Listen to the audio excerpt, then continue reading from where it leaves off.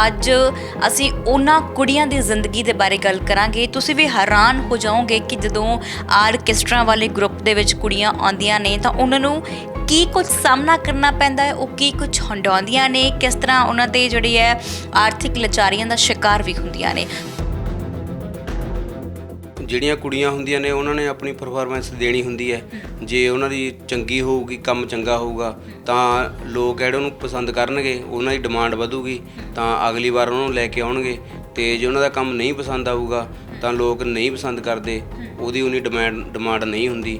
ਬਹੁਤ ਸਾਰੀਆਂ ਕੁੜੀਆਂ ਅਸੀਂ ਕਿਤਾਬ ਦੇ ਵਿੱਚ ਪੜ੍ਹ ਰਹੇ ਸੀ ਕਿ ਆਰਥਿਕ ਲਾਚਾਰੀਆਂ ਦਾ ਵੀ ਸ਼ਿਕਾਰ ਹੁੰਦੀਆਂ ਨੇ ਔਰ ਉਹਨਾਂ ਨੂੰ ਆਪਣਾ ਜਿਸਮ ਜਿਹੜਾ ਆ ਆਪਣੇ ਮਾਲਕ ਦੇ ਅੱਗੇ ਵੇਚਣਾ ਵੀ ਪੈਂਦਾ ਹੈ। ਹੁਣ ਜਿੱਥੇ ਇੱਕ ਲੈਵਲ 'ਤੇ ਉਹਨਾਂ ਦੀ ਆਮਦਨੀ ਚੱਲ ਰਹੀ ਹੈ ਅਤੇ ਖਰਚ ਚੱਲ ਰਿਹਾ, ਉੱਥੋਂ ਇੱਕਦਮ ਕੱਟ ਲੱਗ ਜੇ ਅਤੇ ਫਿਰ ਹੁਣ ਘਰੇ ਕੋਈ ਇਸ ਤਰ੍ਹਾਂ ਦੀ ਨਹੀਂ ਹੁੰਦਾ ਜੋੜਿਆ ਹੋਇਆ ਪਹਿਲਾਂ ਪੈਸਾ, ਕਿਉਂਕਿ ਗਰੀਬ ਘਰ ਤੋਂ ਹੁੰਦੀਆਂ ਨੇ ਕਿ ਉਹਨਾਂ ਨੂੰ ਪੈਸਾ ਮਿਲ ਜਾਵੇ ਕਿਤੋਂ, ਫਿਰ ਉਹ ਪੈਸੇ ਦੀ ਪੂਰਤੀ ਲਈ ਫਿਰ ਉਹ ਜਿਸਮ ਫਰੋਸ਼ੀ ਦੇ ਵਿੱਚ ਪੈਂਦੀਆਂ ਨੇ।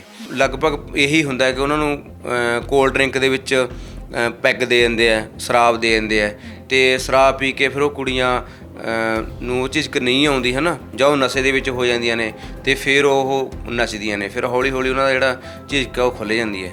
ਜਦੋਂ ਤੁਸੀਂ ਲਿਖਣਾ ਸ਼ੁਰੂ ਕੀਤਾ ਸੀ ਨਾਵਲ ਔਰ ਤੁਸੀਂ ਉਹਨਾਂ ਨਾਲ ਮਿਲ ਕੇ ਵਿਚਰ ਕੇ ਜਦੋਂ ਵਾਪਸ ਘਰ ਆਉਂਦੇ ਸੀ, ਨੀਂਦ ਆ ਜਾਂਦੀ ਸੀ ਉਹ ਸਭ ਕੁਝ ਗੱਲਾਂ ਸੁਣ ਕੇ ਕਿ ਕਿੰਨਾ ਕੁਝ ਹੰਡਾਉਂਦੀਆਂ ਨੇ ਕੁੜੀਆਂ? ਹਾਂ, ਜਿੰਨਾ ਚਿਰ ਮੈਂ ਉਹਨਾਂ ਨਾਲ ਕੰਮ ਕਰਦਾ ਰਿਹਾ, ਕਿਉਂਕਿ ਜਦੋਂ ਉਹਨਾਂ ਦੇ ਨਾਲ ਰਹਿੰਦੇ ਸੀਗੇ ਹੈ ਨਾ, ਕੰਮ ਕਰਦੇ ਸੀਗੇ, ਤਾਂ ਤਕਰੀਬਨ ਮੇਰੀ ਜਿਹੜੀ ਸਾਰੀ ਸੁਰਤੀ ਹੈ ਉਹ ਉੱਥੇ ਹੀ ਹੁੰਦੀ ਸੀਗੀ।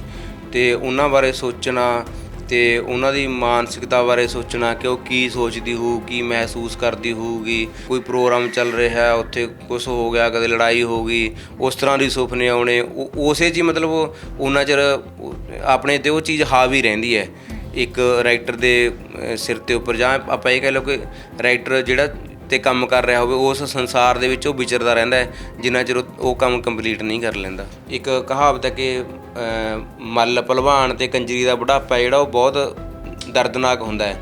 ਵੀ ਜੇ ਤੁਸੀਂ ਉਹਨਾਂ ਦੀ ਚੜ੍ਹਾਈ ਦੇਖਣੀ ਹੈ ਤਾਂ ਉਹਨਾਂ ਦਾ ਬੁਢਾਪਾ ਵੀ ਜ਼ਰੂਰ ਦੇਖੋ ਵੀ ਕਿਸ ਤਰ੍ਹਾਂ ਦਾ ਹੁੰਦਾ ਹੈ।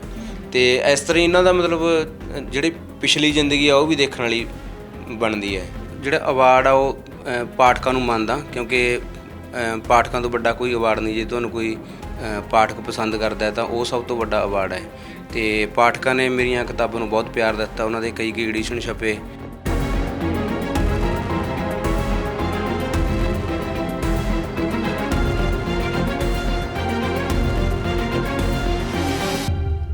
ਸਤਿ ਸ਼੍ਰੀ ਅਕਾਲ, ਤੁਸੀਂ ਦੇਖ ਰਹੇ ਹੋ ਡੇਲੀ ਪੋਸਟ ਪੰਜਾਬੀ। ਮੈਂ ਹਾਂ ਮਨਦੀਪ ਕੌਰ ਸੰਧੂ।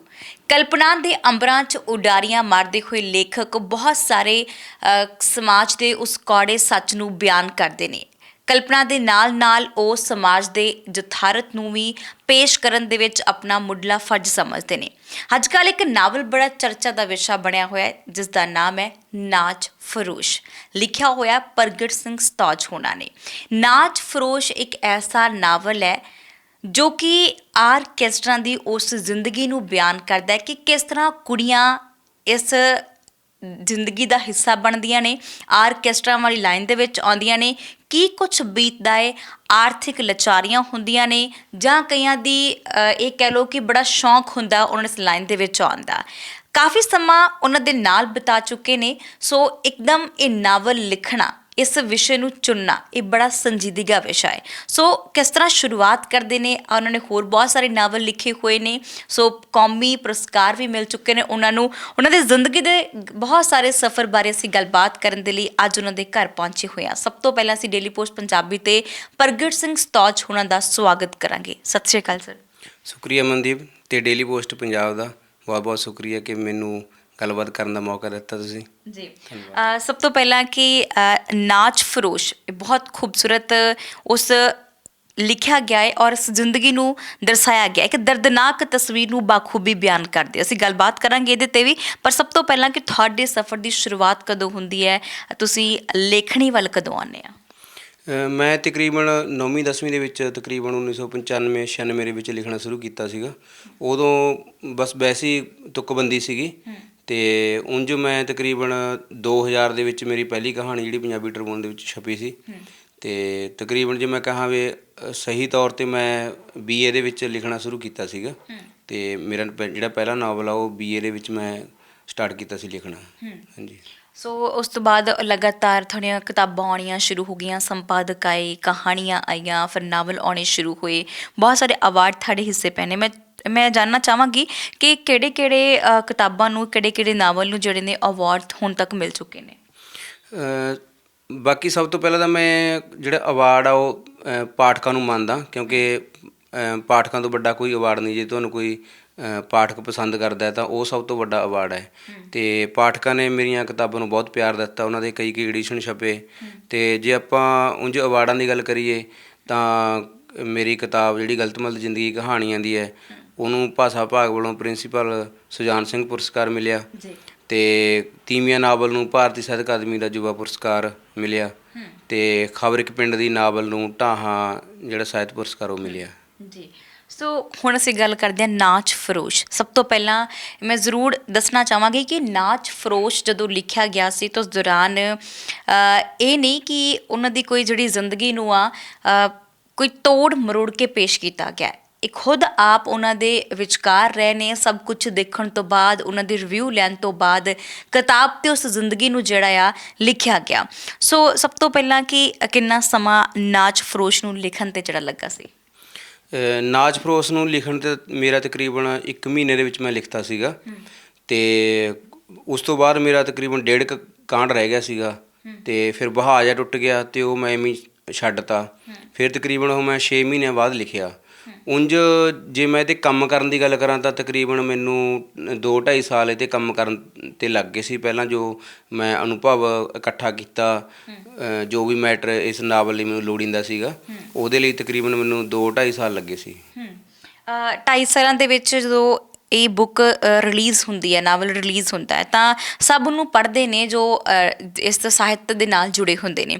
ਖਾਸ ਗੱਲ ਕਹਿਣੀ ਚਾਹਾਂਗੀ ਕਿ ਅੱਜ ਅਸੀਂ ਉਹਨਾਂ ਕੁੜੀਆਂ ਦੀ ਜ਼ਿੰਦਗੀ ਦੇ ਬਾਰੇ ਗੱਲ ਕਰਾਂਗੇ। ਤੁਸੀਂ ਵੀ ਹੈਰਾਨ ਹੋ ਜਾਓਗੇ ਕਿ ਜਦੋਂ ਆਰਕੈਸਟਰਾ ਵਾਲੇ ਗਰੁੱਪ ਦੇ ਵਿੱਚ ਕੁੜੀਆਂ ਆਉਂਦੀਆਂ ਨੇ ਤਾਂ ਉਹਨਾਂ ਨੂੰ ਕੀ ਕੁਝ ਸਾਹਮਣਾ ਕਰਨਾ ਪੈਂਦਾ ਹੈ, ਉਹ ਕੀ ਕੁਝ ਹੰਡਾਉਂਦੀਆਂ ਨੇ, ਕਿਸ ਤਰ੍ਹਾਂ ਉਹਨਾਂ 'ਤੇ ਜਿਹੜੀ ਹੈ ਆਰਥਿਕ ਲਾਚਾਰੀਆਂ ਦਾ ਸ਼ਿਕਾਰ ਵੀ ਹੁੰਦੀਆਂ ਨੇ। ਸੋ ਅੱਜ ਅਸੀਂ ਨਾਚ ਫਰੋਸ਼ ਦੇ ਕਿਤਾਬ ਦੇ ਜ਼ਰੀਏ ਹੀ ਇਹਨਾਂ ਦੇ ਨਾਲ ਗੱਲਬਾਤ ਕਰਾਂਗੇ। ਸਭ ਤੋਂ ਪਹਿਲਾਂ ਕਿ ਜਦੋਂ ਤੁਸੀਂ ਦੇਖਦੇ ਹੋ ਕਿ ਗਰੁੱਪ ਇੱਕ ਸਟੇਜ 'ਤੇ ਨੱਚ ਰਿਹਾ ਹੁੰਦਾ ਹੈ, ਬਹੁਤ ਸਾਰੀਆਂ ਕੁੜੀਆਂ ਉਸ ਦਾ ਹਿੱਸਾ ਬਣਦੀਆਂ ਨੇ, ਬਹੁਤ ਸਾਰੇ ਲੋਕ ਵਿਆਹ ਸਮਾਗਮਾਂ 'ਚ ਆਏ ਹੁੰਦੇ ਨੇ, ਮਨੋਰੰਜਨ ਕਰਦੀਆਂ ਨੇ ਕੁੜੀਆਂ, ਪਰ ਉਹਨਾਂ ਨੂੰ ਉਸ ਵੇਲੇ ਉਹ ਪੂਰੇ ਜਿਹੜਾ ਜੋਸ਼ ਵਿੱਚ ਹੁੰਦੀਆਂ ਨੇ ਕਿ ਸਾਹਮਣੇ ਬਹੁਤ ਸਾਰੇ ਲੋਕ ਦੇਖ ਰਹੇ ਨੇ, ਚਾਹੇ ਉਹ ਉਹਨਾਂ ਦੀ ਸਿਹਤ ਅੰਦਰੋਂ ਠੀਕ ਵੀ ਨਾ ਹੋਵੇ, ਪਰ ਉਹਨਾਂ ਨੇ ਆਪਣੇ ਆਪ ਨੂੰ ਇਸ ਤਰ੍ਹਾਂ ਪ੍ਰੈਜ਼ੈਂਟ ਕਰਨਾ ਹੁੰਦਾ ਹੈ ਕਿ ਅਸੀਂ ਬਿਲਕੁਲ ਠੀਕ ਹਾਂ ਅਤੇ ਤੁਹਾਡੇ ਚਿਹਰੇ 'ਤੇ ਮੁਸਕਾਨ ਲਿਆਉਣ ਲਈ, ਤੁਹਾਡੇ ਮਨੋਰੰਜਨ ਦੇ ਲਈ ਅਸੀਂ ਖੜੀਆਂ ਹੋਈਆਂ।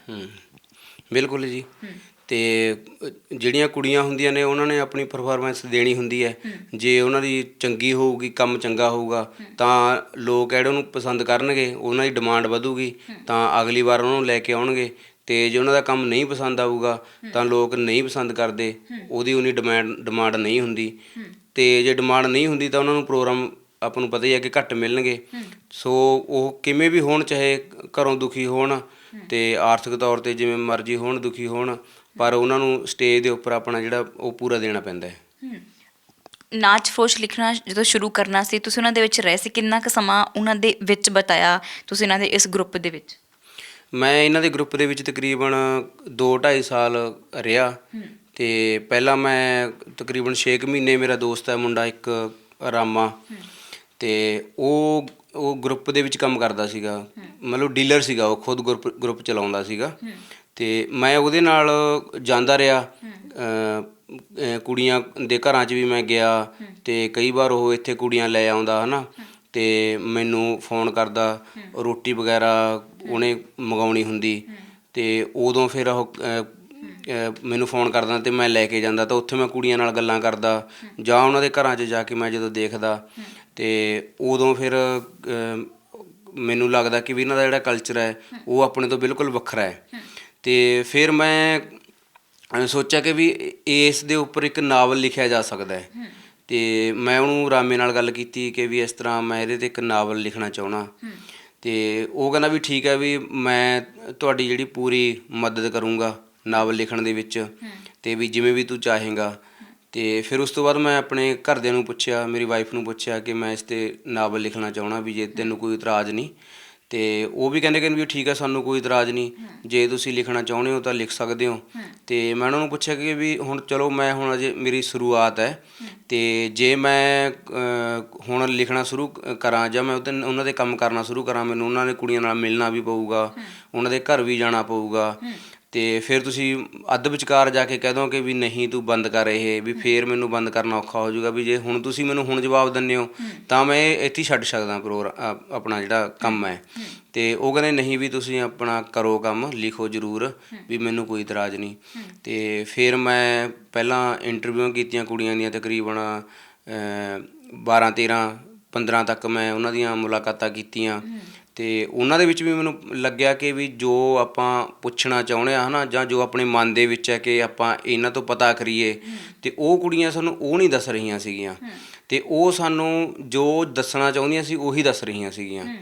ਤੇ ਫਿਰ ਮੈਂ ਕੀ ਕੀਤਾ, ਉਸ ਤੋਂ ਬਾਅਦ ਮੈਂ ਉਹਨੂੰ ਕਿਹਾ, ਮੇਰੇ ਦੋਸਤ ਨੂੰ, ਕਿ ਵੀ ਮੈਂ ਤੁਹਾਡੇ ਦੇ ਨਾਲ ਜਾਇਆ ਕਰਨਾ ਹੈ। ਤੇ ਉਹ ਕਹਿੰਦਾ ਵੀ ਠੀਕ ਹੈ, ਕੋਈ ਚੱਕਰ ਨਹੀਂ, ਤੇ ਮੇਰੇ ਨਾਲ ਚੱਲਿਆ ਕਰ। ਤੇ ਫਿਰ ਅਚਾਨਕ ਹੀ ਉਹਦੀ ਮੈਂ ਵਿਦਆਊਟ ਪੇ ਛੁੱਟੀ ਲਈ 2 ਸਾਲ ਦੀ B.Ped ਕਰਨ ਲਈ। ਤੇ ਉਸੇ ਦੌਰਾਨ ਹੀ ਮੈਂ ਉਹਨਾਂ ਦੇ ਘਰ ਜਾਂਦਾ ਰਿਹਾ, ਤੇ ਅਸੀਂ ਇਕੱਠੇ ਪ੍ਰੋਗਰਾਮ ਲਾਉਣ ਜਾਂਦੇ ਰਹੇ।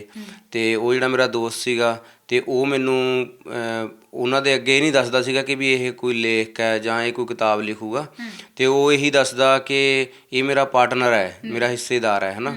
ਤੇ ਤਾਂ ਕਰਕੇ ਉਹ ਕੁੜੀਆਂ ਮੇਰੇ ਨਾਲ ਵੀ ਪੂਰਾ ਖੁੱਲ੍ਹੀਆਂ ਰਹਿੰਦੀਆਂ, ਹਰ ਗੱਲ ਮੇਰੇ ਨਾਲ ਕਰਦੀਆਂ। ਤੇ ਉਹ ਕੁੜੀਆਂ ਦੇ ਘਰੇ ਵੀ ਜਾਂਦਾ ਮੈਂ, ਤੇ ਉਹਨਾਂ ਦੇ ਘਰਾਂ 'ਚ ਰਹਿ ਕੇ ਵੀ ਆਇਆ ਮੈਂ। ਸੋ ਇਸ ਤਰ੍ਹਾਂ 2 ਸਾਲ ਮੈਂ ਉਹਨਾਂ ਦੇ ਨਾਲ ਰਹਿੰਦਾ ਰਿਹਾ ਸੀ। ਕੁੜੀਆਂ ਮੇਰੀ ਗੱਡੀ 'ਚ ਵੀ ਲੈ ਕੇ ਜਾਂਦੇ ਰਹੇ ਪ੍ਰੋਗਰਾਮ ਲਾਉਣ, ਤੇ ਵਿੱਚ ਸਮੱਸਿਆਵਾਂ ਵੀ ਬਹੁਤ ਆਉਂਦੀਆਂ ਰਹੀਆਂ। ਸੋ ਪੂਰੇ 2 2.5 ਸਾਲਾਂ ਬਾਅਦ ਫਿਰ ਜਦੋਂ ਮੈਨੂੰ ਲੱਗਿਆ ਕਿ ਵੀ ਹਾਂ ਹੁਣ ਮੇਰੇ ਕੋਲ ਪੂਰਾ ਮੈਟਰ ਇਹਦਾ ਹੈਗਾ, ਨਾਵਲ ਦਾ ਇਕੱਠਾ ਹੋ ਗਿਆ, ਤੇ ਫਿਰ ਮੈਂ ਉਹ ਲਿਖਣਾ ਸ਼ੁਰੂ ਕੀਤਾ। ਓਕੇ, ਜਦੋਂ ਤੁਸੀਂ ਲਿਖ ਦੇਣਾ ਸ਼ੁਰੂ ਕੀਤਾ, ਜਦੋਂ ਰੂਬਰੂ ਹੁੰਦੇ ਸੀ, ਨਾਚ ਫਰੋਸ਼ ਵਿੱਚ ਇੱਕ ਸੈਂਡੀ ਕੁੜੀ ਦਾ, ਬਿੰਦੀਆਂ ਦਾ, ਤਾਨੀਆਂ ਦਾ ਜ਼ਿਕਰ ਕੀਤਾ ਗਿਆ। ਇਹ ਉਹ ਕਿਹੜੀਆਂ ਕੁੜੀਆਂ ਸਨ ਜਿਨ੍ਹਾਂ ਨੇ ਤੁਹਾਡੇ ਨਾਲ ਗੱਲਾਂ ਬਾਤਾਂ ਵੀ ਕੀਤੀਆਂ ਨੇ? ਆਪਾਂ ਉਹਨਾਂ ਦਾ ਅਸਲੀ ਨਾਮ ਤਾਂ ਨਹੀਂ ਦੱਸਾਂਗੇ, ਪਰ ਜਦੋਂ ਉਹ ਦੱਸ ਰਹੀਆਂ ਸੀ ਆਪਣੇ ਆਪ ਨੂੰ ਕਿ ਅਸੀਂ ਇਸ ਲਾਈਨ 'ਚ ਕਿਉਂ ਆਉਂਦੀਆਂ ਨੇ, ਘਰਾਂ ਦੀਆਂ ਮਜਬੂਰੀਆਂ ਹੁੰਦੀਆਂ ਨੇ, ਜਾਂ ਮਾਪੇ ਕਹਿੰਦੇ ਨੇ, ਜਾਂ ਫਿਰ ਕਈਆਂ ਦਾ ਸ਼ੌਂਕ ਹੁੰਦਾ ਕਿ ਅਸੀਂ ਇਸੇ ਕੰਮ ਵੱਲ ਹੀ ਜਾਣਾ ਆ। ਜਿਹੜੀਆਂ ਇਹਦੇ 'ਚ ਪਾਤਰ ਨੇ, ਬਿੰਦੀਆਂ, ਸੈਂਡੀ ਹੈ ਨਾ, ਚੈਰੀ, ਤੇ ਉਹ ਸਾਰੀਆਂ ਕੁੜੀਆਂ ਮੇਰੀਆਂ ਦੇਖੀਆਂ ਭਾਲੀਆਂ ਨੇ, ਮੈਨੂੰ ਮਿਲੀਆਂ ਨੇ, ਮੈਂ ਉਹਨਾਂ ਦੇ ਨਾਲ ਰਿਹਾ ਹੈ ਨਾ, ਇਕੱਠੇ ਅਸੀਂ ਕੰਮ ਕੀਤਾ, ਤੇ ਵਿਆਹਾਂ ਸ਼ਾਦੀਆਂ 'ਤੇ ਵੀ ਗਿਆ। ਤੇ ਪਰ ਮੈਂ ਉਹਨਾਂ ਦੀ ਜਿਹੜਾ ਪਹਿਚਾਣ ਨੂੰ ਛੁਪਾਉਣ ਲਈ ਮੈਂ ਉਹਨਾਂ ਦੇ ਨਾਮ ਬਦਲਤੇ। ਕੁਝ ਘਟਨਾਵਾਂ ਕਿਸੇ ਹੋਰ ਕੁੜੀ ਨਾਲ ਵਾਪਰੀਆਂ ਹੋਈਆਂ ਸੀ, ਉਹ ਕਿਸੇ ਹੋਰ ਕੁੜੀ ਨਾਲ ਜੋੜਤੀਆਂ। ਤੇ ਕੁਝ ਜਿਹੜੀਆਂ ਥਾਵਾਂ ਦੇ ਨਾਮ ਬਦਲਤੇ ਮੈਂ, ਉਹ ਘਟਨਾ ਕਿਤੇ ਮਾਨਸਾ ਵਾਪਰੀ, ਮੈਂ ਸੰਗਰੂਰ ਦਿਖਾਤੀ। ਇਸ ਤਰ੍ਹਾਂ ਦਾ ਮੈਂ ਜ਼ਰੂਰ ਕੀਤਾ। ਪਰ ਉਹ ਕੁੜੀਆਂ ਨੂੰ ਮੈਂ ਜਾਣਦਾ। ਜੇ ਕੋਈ ਮੈਨੂੰ ਕਹੇ ਕਿ ਵੀ ਇਹਨਾਂ 'ਚੋਂ ਬਿੰਦੀਆਂ ਕਿਹੜੀ ਹੈ, ਤਾਂ ਮੈਂ ਤੁਹਾਨੂੰ ਦੱਸ ਸਕਦਾ ਕਿ ਇਹ ਕੁੜੀ ਬਿੰਦੀ ਹੈ ਨਾ। ਸੈਂਡੀ ਕਿਹੜੀ ਹੈ, ਤਾਂ ਮੈਂ ਦੱਸ ਸਕਦਾ ਕਿ ਅਸਲ ਸੈਂਡੀ ਹੈ ਜਿਹੜੀ ਉਹ ਇਹ ਹੈ।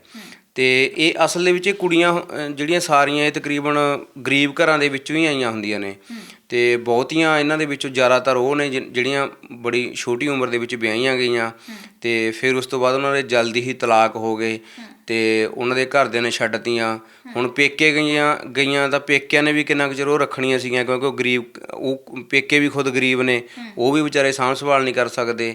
ਉਹਨਾਂ ਨੇ ਵੀ ਕੋਈ ਉਹਨਾਂ ਨੂੰ ਗਲ ਨਾਲ ਨਹੀਂ ਲਾਇਆ। ਤੇ ਫਿਰ ਉਹ ਮਤਲਬ ਆਪਣੇ ਬੱਚਿਆਂ ਨੂੰ ਪਾਲਣ ਲਈ ਜਾਂ ਆਪਣੀ ਜ਼ਿੰਦਗੀ ਵਧੀਆ ਹੰਢਾਉਣ ਲਈ ਉਹ ਇਸ ਕੰਮ ਦੇ ਵਿੱਚ ਆਈਆਂ। ਸੋ ਤੁਹਾਡੀ ਜਦੋਂ ਉਹਨਾਂ ਨਾਲ ਗੱਲਬਾਤ ਹੁੰਦੀ ਸੀ, ਤੁਸੀਂ ਬੈਠਦੇ ਸੀ, ਉਹ ਆਪਣੀ ਜ਼ਿੰਦਗੀ ਨੂੰ ਖੁੱਲ੍ਹੇਆਮ ਜਿਹੜਾ ਦੱਸਣਾ ਪਸੰਦ ਕਰਦੀਆਂ ਸੀ, ਜਾਂ ਫਿਰ ਕੁਝ ਚੀਜ਼ਾਂ ਸੀ ਉਹ ਰੋਂਦੀਆਂ ਹੋਈਆਂ ਵੀ ਦੱਸਦੀਆਂ ਹੋਣਗੀਆਂ ਕਿ ਅਸੀਂ ਆਉਂਦੇ ਹਾਂ? ਕਈਆਂ ਦੇ ਨਾਲ ਮੈਂ ਆਉਂਦੀ ਨਾ ਅੱਜ ਗੱਡੀ ਦੇ ਵਿੱਚ ਕੁਛ ਪੜ੍ਹ ਰਹੀ ਸੀ ਕਿ ਇੱਕ ਵਿਆਹ ਸਮਾਗਮ ਚੱਲ ਰਿਹਾ ਹੁੰਦਾ, ਅਤੇ ਇੱਕ ਬੰਦੇ ਨੂੰ ਕਹਿੰਦੇ ਕਿ ਆਓ ਨੱਚਣ ਚੱਲੀਏ ਸਟੇਜ ਦੇ ਉੱਪਰ। ਸਟੇਜ 'ਤੇ ਨੱਚਣ ਜਾਂਦਾ ਤਾਂ ਇੱਕ 65-60 ਸਾਲ ਦਾ ਇੱਕ ਬਜ਼ੁਰਗ ਆ, ਉਹ ਕੁੜੀ ਦਾ ਹੱਥ ਫੜਨ ਦੇ ਲਈ ਬੇਤਾਬ ਹੁੰਦਾ ਹੈ, ਪਰ ਦੂਸਰੇ ਪਾਸੇ ਉਹਨੂੰ ਸ਼ਰਮ ਆ ਜਾਂਦੀ ਕਿ ਮੇਰੇ ਘਰ ਦੇ ਵੀ ਥੱਲੇ ਖੜ੍ਹੇ ਨੇ, ਮੇਰੀ ਪੋਤਰੀ ਵੀ ਆ, ਮੈਨੂੰ ਦੇਖ ਰਹੇ ਨੇ, ਪਰ ਉਹ ਪਿੱਛੇ ਆ ਜਾਂਦੇ ਨੇ। ਉਹ ਕਹਿੰਦੇ ਨੇ ਕਿ ਇਸ ਤਰ੍ਹਾਂ ਦੀਆਂ ਉਹ ਕੁੜੀਆਂ ਦੀ ਨੱਚਣ ਲਈ ਇੱਕ ਮਜਬੂਰੀ ਬਣ ਜਾਂਦੀ ਹੈ, ਕਿਉਂਕਿ ਉਹਨਾਂ ਨੇ ਪੈਸੇ ਲੈਣੇ ਹੁੰਦੇ ਨੇ, ਉਹਨਾਂ ਦੇ ਮਾਲਕ ਤੋਂ ਨੂੰ ਗਾਲਾਂ ਨਾ ਪੈ ਜਾਣ ਤਾਂ। ਪਰ ਕੁਛ ਜਿਹੜੇ ਲੋਕ ਨੇ ਉਹ ਉਹਨਾਂ ਨੂੰ ਇਸ ਨਜ਼ਰਾਂ ਦੇ ਨਾਲ ਦੇਖਣੋਂ ਨਹੀਂ ਹਟਦੇ। ਹਾਂ, ਇਹ ਹੁੰਦਾ ਹੀ ਹੈ, ਇਹ ਲਗਭਗ ਹਰ ਆਪਾਂ ਵਿਆਹ ਦੇ ਵਿੱਚ ਦੇਖਦੇ ਹਾਂ। ਤੇ ਇਸ ਤਰ੍ਹਾਂ ਹੁੰਦਾ, ਮਤਲਬ ਜਿਹੜੇ ਬਜ਼ੁਰਗ ਨੇ ਹੈ ਨਾ, ਉਹਨਾਂ ਨੂੰ ਵੀ ਹੁੰਦਾ ਕਿ ਅਸੀਂ ਕੁੜੀਆਂ ਨਾਲ ਨੱਚੀਏ, ਤੇ ਵਿੱਚ ਗਲਤ ਹਰਕਤ ਵੀ ਕਰਦੇ ਨੇ। ਤੇ ਕੁੜੀਆਂ ਪਹਿਲਾਂ ਪਹਿਲਾਂ ਫੀਲ ਕਰਦੀਆਂ ਨੇ ਇਹ ਸ਼ੁਰੂ ਦੇ ਵਿੱਚ, ਫਿਰ ਹੌਲੀ ਹੌਲੀ ਉਹਨਾਂ ਨੂੰ ਵੀ ਸੁਭਾਅ ਪੈ ਜਾਂਦਾ ਹੈ ਕਿ ਵੀ ਜੇ ਅਸੀਂ ਇਸ ਲਾਈਨ ਦੇ ਵਿੱਚ ਆਏ ਹਾਂ ਤਾਂ ਇਹ ਵੀ ਸਾਨੂੰ ਇੱਕ ਝੱਲਣਾ ਪਊ, ਇਹ ਵੀ ਇਸ ਨਾਚ ਦਾ ਇੱਕ ਹਿੱਸਾ ਹੈ, ਇੱਕ ਪਾਰਟ ਹੈ ਨਾ। ਅਤੇ ਇਸ ਕਰਕੇ ਫਿਰ ਉਹ ਮਤਲਬ ਇੱਕ ਤਰ੍ਹਾਂ ਨਾਲ ਨੋਰਮਲੀ ਹੋ ਜਾਂਦੀਆਂ ਨੇ। ਸੋ ਜਦੋਂ ਤੁਹਾਡੇ ਨਾਲ ਉਹ ਗੱਲਬਾਤ ਕਰ ਰਹੀਆਂ ਹੋਣਗੀਆਂ, ਕੋਈ ਨਾ ਕੋਈ ਉਹਨਾਂ ਨੇ ਕਿੱਸਾ ਸ਼ੇਅਰ ਕੀਤਾ ਵੀ ਹੋਣਾ ਆ ਕਿ ਇੱਥੋਂ ਇਸ ਫਲਾਣੇ ਵਿਆਹ 'ਤੇ ਗਏ ਸੀ ਜਾਂ ਇਸ ਪ੍ਰੋਗਰਾਮ ਦੇ ਵਿੱਚ ਸ਼ਾਮਿਲ ਹੋਏ ਸੀ, ਤਾਂ ਉਸ ਦੌਰਾਨ ਕੋਈ ਕਿੱਸਾ ਐਵੇਂ ਦਾ ਕਿ ਜੋ ਦਰਸ਼ਕਾਂ ਤੱਕ ਪਹੁੰਚਦਾ ਹੋ ਸਕੇ ਕਿ ਇਹਨਾਂ ਕੁੜੀਆਂ ਦੀ ਇੱਕ ਮਜਬੂਰੀ ਵੀ ਹੁੰਦੀ ਹੈ?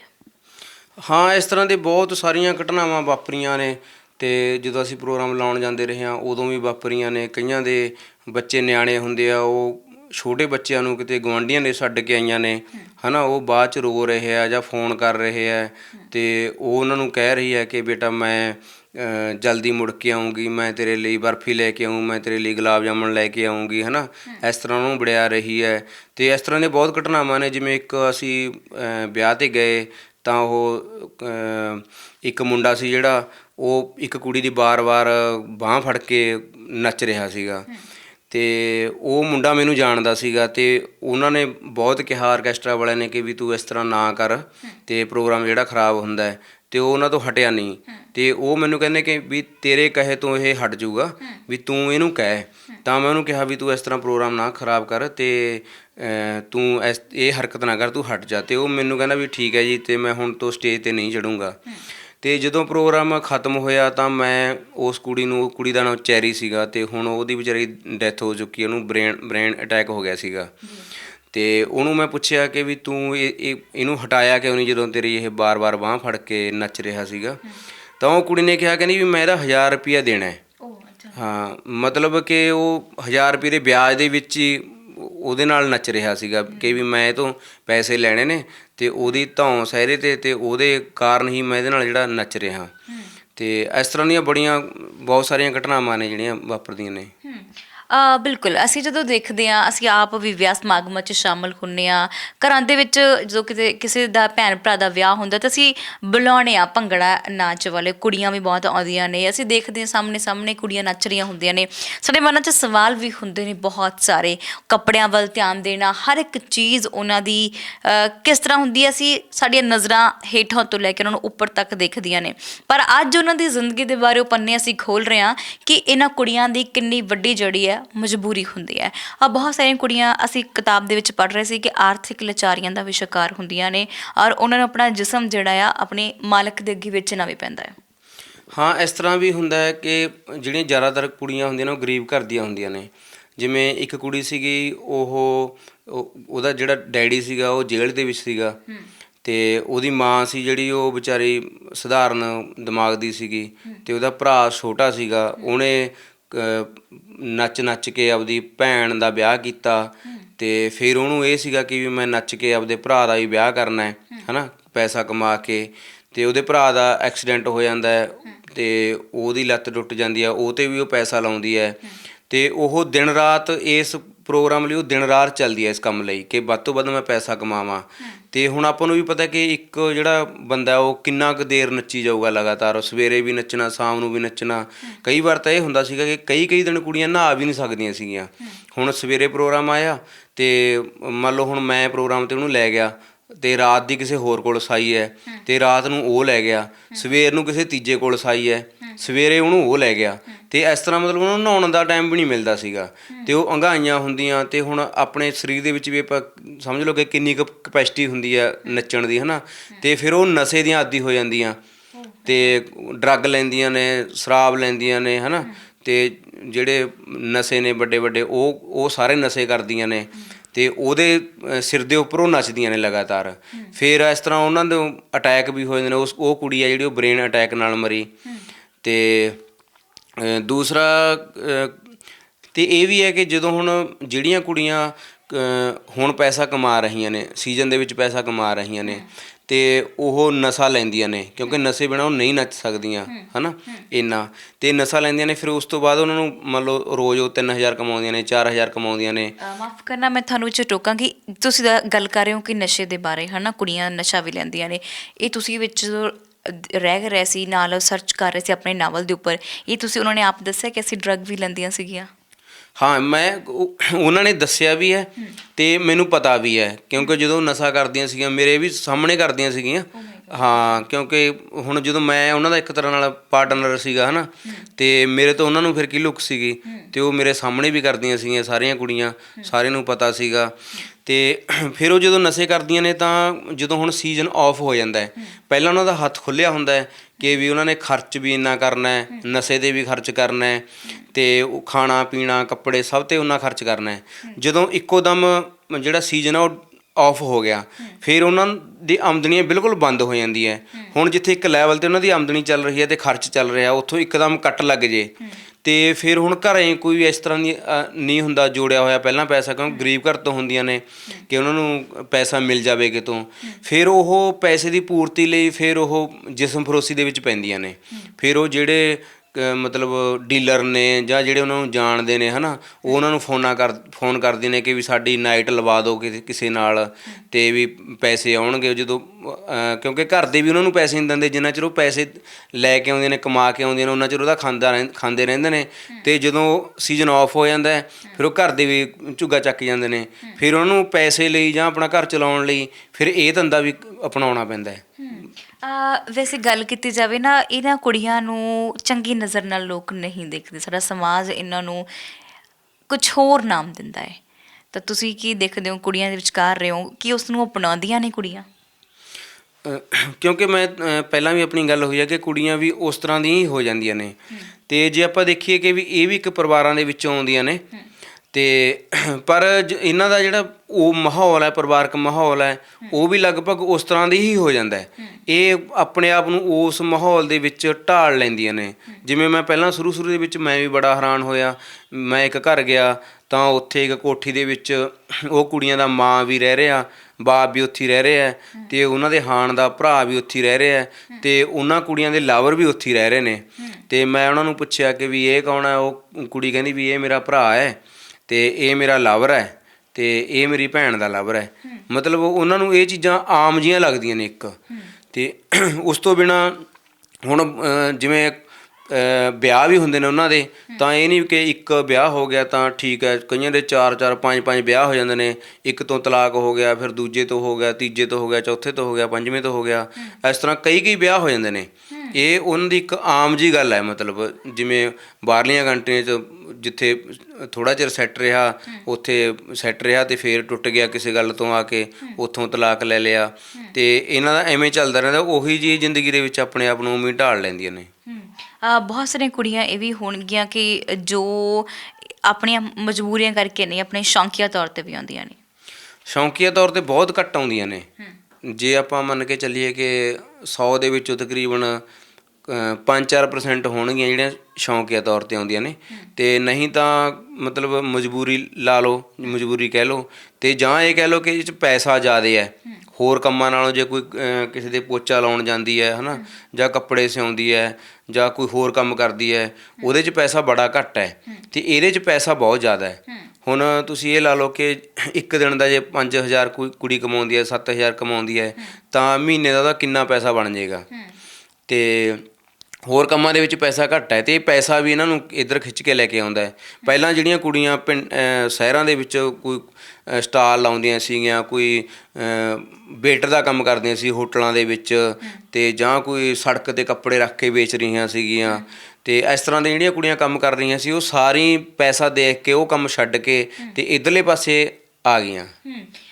ਜਿੱਦਾਂ ਤੁਸੀਂ ਦੱਸ ਰਹੇ ਸੀ ਕਿ ਜਦੋਂ ਕਈ ਕੁੜੀਆਂ ਤਾਂ ਬਹੁਤ ਜਿਹਨਾਂ ਨੂੰ ਐਕਸਪੀਰੀਅੰਸ ਹੋ ਗਿਆ ਨੱਚਣ ਦਾ, ਉਹ ਸਟੇਜ 'ਤੇ ਆਪਣੀ ਪਰਫੋਰਮੈਂਸ ਦਿੰਦੀਆਂ ਨੇ, ਪਰ ਕੁਝ ਕੁੜੀਆਂ ਜਿਹੜੀਆਂ ਨੇ ਨਵੀਆਂ ਆਉਂਦੀਆਂ ਨੇ, ਉਹਨਾਂ ਨੂੰ ਅੰਦਰ ਇੱਕ ਝਿਜਕ ਹੁੰਦੀ ਕਿ ਇੰਨੇ ਸਾਰੇ ਲੋਕ ਸਾਨੂੰ ਦੇਖ ਰਹੇ ਹੋਣਗੇ, ਕੱਪੜਿਆਂ ਵੱਲ ਤਾਂ ਖਾਸ ਤੌਰ 'ਤੇ ਧਿਆਨ ਦੇਣਾ। ਇਹ ਪਹਿਲਾਂ ਤਾਂ ਉਹਨਾਂ ਦੇ ਡਰੈਸਅਪ ਕੌਣ ਚੂਜ਼ ਕਰਦਾ ਹੈ? ਡੀਲਰ ਹੁੰਦੇ ਨੇ, ਮਾਲਕ ਹੁੰਦੇ ਨੇ ਜਿਹੜੇ ਗਰੁੱਪ ਦੇ, ਹੈ ਨਾ, ਉਹ ਕਰਦੇ ਆ। ਦੂਸਰਾ ਨਾਲ ਹੀ ਸਵਾਲ ਕਰ ਰਹੀ ਹਾਂ ਕਿ ਉਹਨਾਂ ਕੁੜੀਆਂ ਨੂੰ ਕਿੰਨੀ ਕੁ ਝਿਜਕ ਹੁੰਦੀ ਆ ਸਟੇਜ 'ਤੇ ਜਾਣ ਲੱਗਿਆ?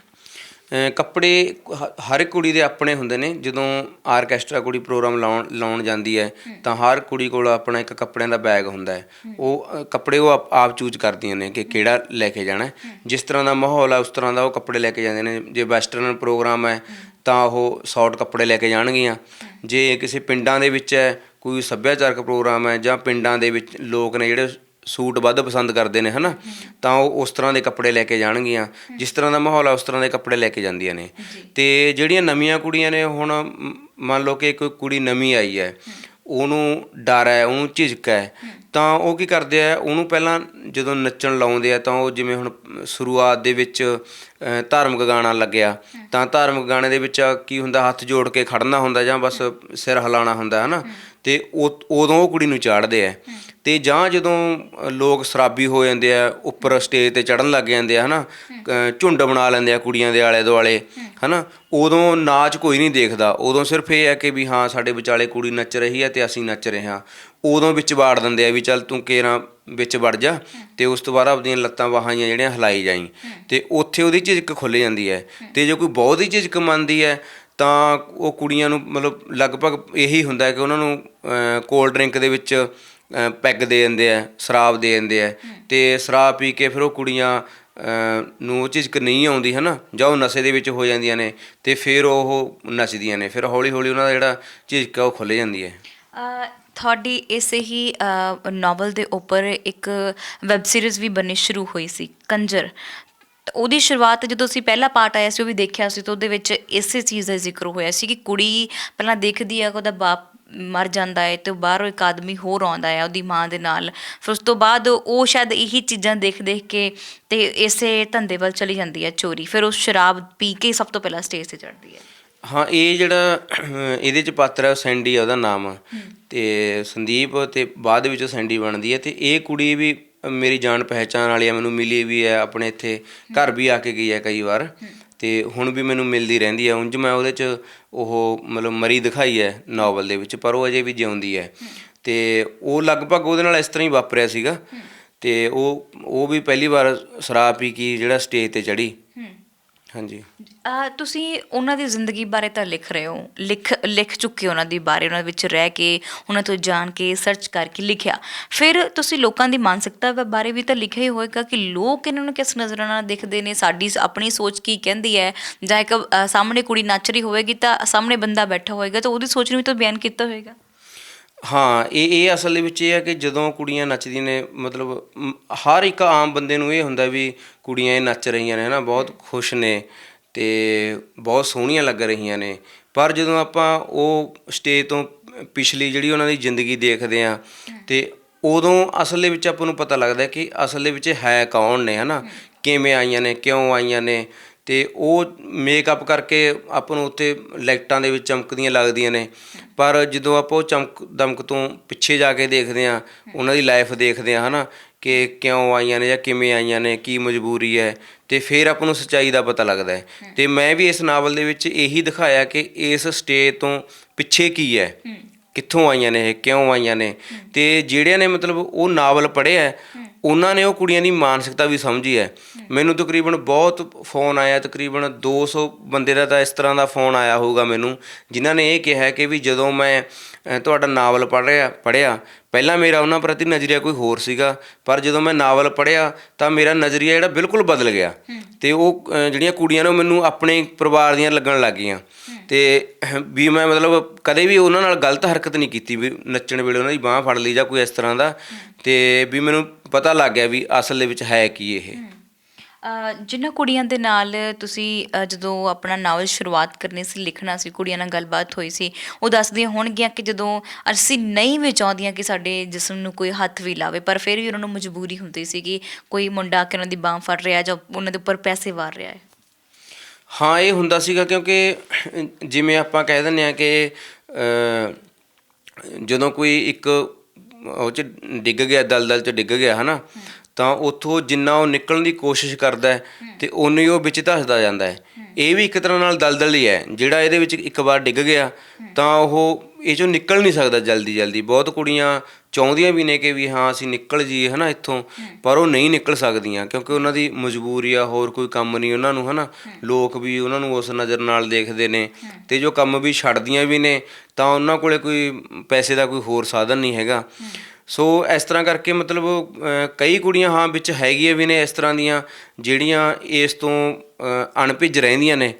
ਅਤੇ ਮੈਂ ਦੇਖਿਆ ਵੀ ਜਿਵੇਂ ਹੁਣ ਇੱਕ ਸੰਗਰੂਰ ਦੀਆਂ 2 ਕੁੜੀਆਂ ਸੀਗੀਆਂ, ਉਹਨਾਂ ਨੇ ਕੀ ਕਰਨਾ, ਮੰਨ ਲਓ ਮੈਂ ਉਹਨਾਂ ਨੂੰ ਬੁੱਕ ਕਰ ਲਿਆ, ਉਹਨਾਂ ਨੇ ਕਹਿਣਾ ਵੀ ਕਿ ਮੈਨੂੰ ਘਰੋਂ ਲੈ ਜੀ, ਅਤੇ ਮੈਂ ਗੱਡੀ ਲੈ ਕੇ ਗਿਆ, ਉਹਨਾਂ ਨੂੰ ਘਰੋਂ ਲਿਆ, ਅਤੇ ਘਰੋਂ ਲਿਜਾ ਕੇ ਉੱਥੇ ਉਹਨਾਂ ਨੇ ਪੈਲਸ ਦੇ ਵਿੱਚ ਉਤਰਨਾ, ਉੱਥੇ ਆਪਦਾ ਪ੍ਰੋਗਰਾਮ ਲਾਉਣਾ, ਬਹੁਤੀ ਕਿਸੇ ਨਾਲ ਗੱਲਬਾਤ ਨਹੀਂ ਕਰਨੀ, ਅਤੇ ਸਟੇਜ 'ਤੇ ਨੱਚਣਾ, ਉੱਥੋਂ ਉਤਰ ਕੇ ਆਪਦਾ ਕੱਪੜਾ ਲੀੜਾ ਚੱਕ ਕੇ ਫੇਰ ਘਰ ਆ ਜਾਣਾ, ਅਤੇ ਨਾ ਕਿਸੇ ਨਾਲ ਬਹੁਤਾ ਬੋਲਣਾ ਅਤੇ ਨਾ ਕੁਝ ਹੋਰ ਕਰਨਾ। ਉਹ ਕੁੜੀਆਂ ਸਿਰਫ ਉਹ ਹੁੰਦੀਆਂ ਨੇ ਜਿਹੜੀਆਂ ਦੀ ਆਰਥਿਕ ਤੌਰ 'ਤੇ ਥੋੜ੍ਹੀਆਂ ਮਜ਼ਬੂਤ ਹੁੰਦੀਆਂ ਨੇ। ਮੰਨ ਕੇ ਚੱਲੋ ਉਹਨਾਂ ਨੂੰ ਨਾ ਤਾਂ ਕਿਸੇ ਤੋਂ ਪੈਸਾ ਲੈਣਾ ਪੈਂਦਾ, ਆਫ ਸੀਜ਼ਨ ਦੇ ਵਿੱਚ ਪੈਸਾ ਨਹੀਂ ਲੈਣਾ ਪੈਂਦਾ।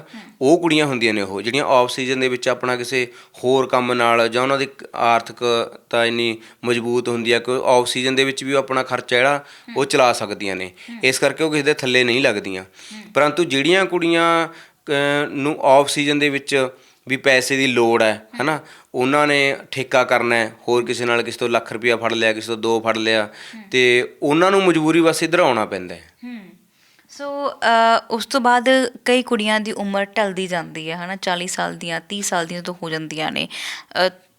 ਉਸ ਤੋਂ ਬਾਅਦ ਉਹ ਕਿੱਧਰ ਨੂੰ ਜਾਂਦੀਆਂ, ਵੀ ਗੱਲਬਾਤ ਹੋਈ ਹੋਊਗੀ ਤੁਹਾਡੇ ਨਾਲ ਦੇ ਨਾਲ ਕਿ ਹਾਂ ਕਿ 35 ਸਾਲ ਤੋਂ ਬਾਅਦ ਹੱਦ ਤੋਂ ਹੱਦ ਉਹਨਾਂ 'ਤੇ ਇੰਨਾ ਸਰੀਰ ਕੰਮ ਨਹੀਂ ਕਰਦਾ ਕਿ ਉਹ ਉਸ ਤਰ੍ਹਾਂ ਨੱਚਣ ਟੱਪਣ, ਔਰ ਲੋਕ ਵੀ ਜਿਹੜੇ ਨੇ ਉਹ ਜ਼ਿਆਦਾ ਢਲਦੀ ਉਮਰ ਨੂੰ ਉਸ ਟਾਈਮ 'ਤੇ ਪਸੰਦ ਨਹੀਂ ਕਰਦੇ, ਹੈ ਨਾ। ਸੋ ਉਹ ਸ਼ਬਦ ਦੀ ਕੁਛ ਹੋਰ ਵਰਤੋਂ ਕਰਦੇ ਨੇ, ਅਤੇ ਉਹਨਾਂ ਕੁੜੀਆਂ ਨਾਲ ਗੱਲਬਾਤ ਹੋਈ ਤਾਂ ਉਹਨਾਂ ਦਾ ਕੀ ਕਹਿਣਾ, ਉਹ ਬਾਅਦ ਵਿੱਚ ਕੀ ਕਰਦੀਆਂ ਨੇ? ਹਾਂ, ਜਿਹੜੀਆਂ ਇਸ ਤਰ੍ਹਾਂ ਦੀਆਂ ਕੁੜੀਆਂ ਨੇ ਉਹ ਕੀ ਕਰਦੀਆਂ ਨੇ, ਜਦੋਂ ਉਹਨਾਂ ਨੂੰ ਲੋਕ ਨਹੀਂ ਪਸੰਦ ਕਰਦੇ ਜਾਂ ਉਹ ਵੱਡੀ ਉਮਰ ਦੀਆਂ ਹੋ ਜਾਂਦੀਆਂ ਨੇ, ਹੈ ਨਾ, ਤਾਂ ਉਹ ਆਪਣੇ ਘਰ ਜਿਵੇਂ 4 ਕੁੜੀਆਂ ਰੱਖ ਲਈਆਂ ਜਾਂ 5 ਕੁੜੀਆਂ ਰੱਖ ਲਈਆਂ, ਉਹਨਾਂ ਨੂੰ ਰੱਖ ਲੈਂਦੀਆਂ ਨੇ। ਉਹਨਾਂ ਨੂੰ ਮੰਨ ਲਓ ਕਿ ਇੱਕ ਕੁੜੀ ਨੂੰ ਉਹਨਾਂ ਨੇ 1.5 ਲੱਖ ਰੁਪਈਆ ਦੇ ਤਾ ਉਹਨੇ, ਹੈ ਨਾ, ਕੁੜੀਆਂ ਨੂੰ, ਤਾਂ ਉਹਨਾਂ ਨੇ ਕੀ ਕਰਨਾ, ਉਹ ਕੁੜੀਆਂ ਨੂੰ ਆਪਣੇ ਕੋਲ ਰੱਖ ਲੈਣਾ, ਅਤੇ ਉਹਨਾਂ ਦਾ ਰੋਟੀ ਪਾਣੀ ਦਾ ਆਫ ਸੀਜ਼ਨ ਦੇ ਵਿੱਚ ਸਾਰਾ ਖਰਚਾ ਉਹਨਾਂ ਨੇ ਆਪ ਕਰਨਾ।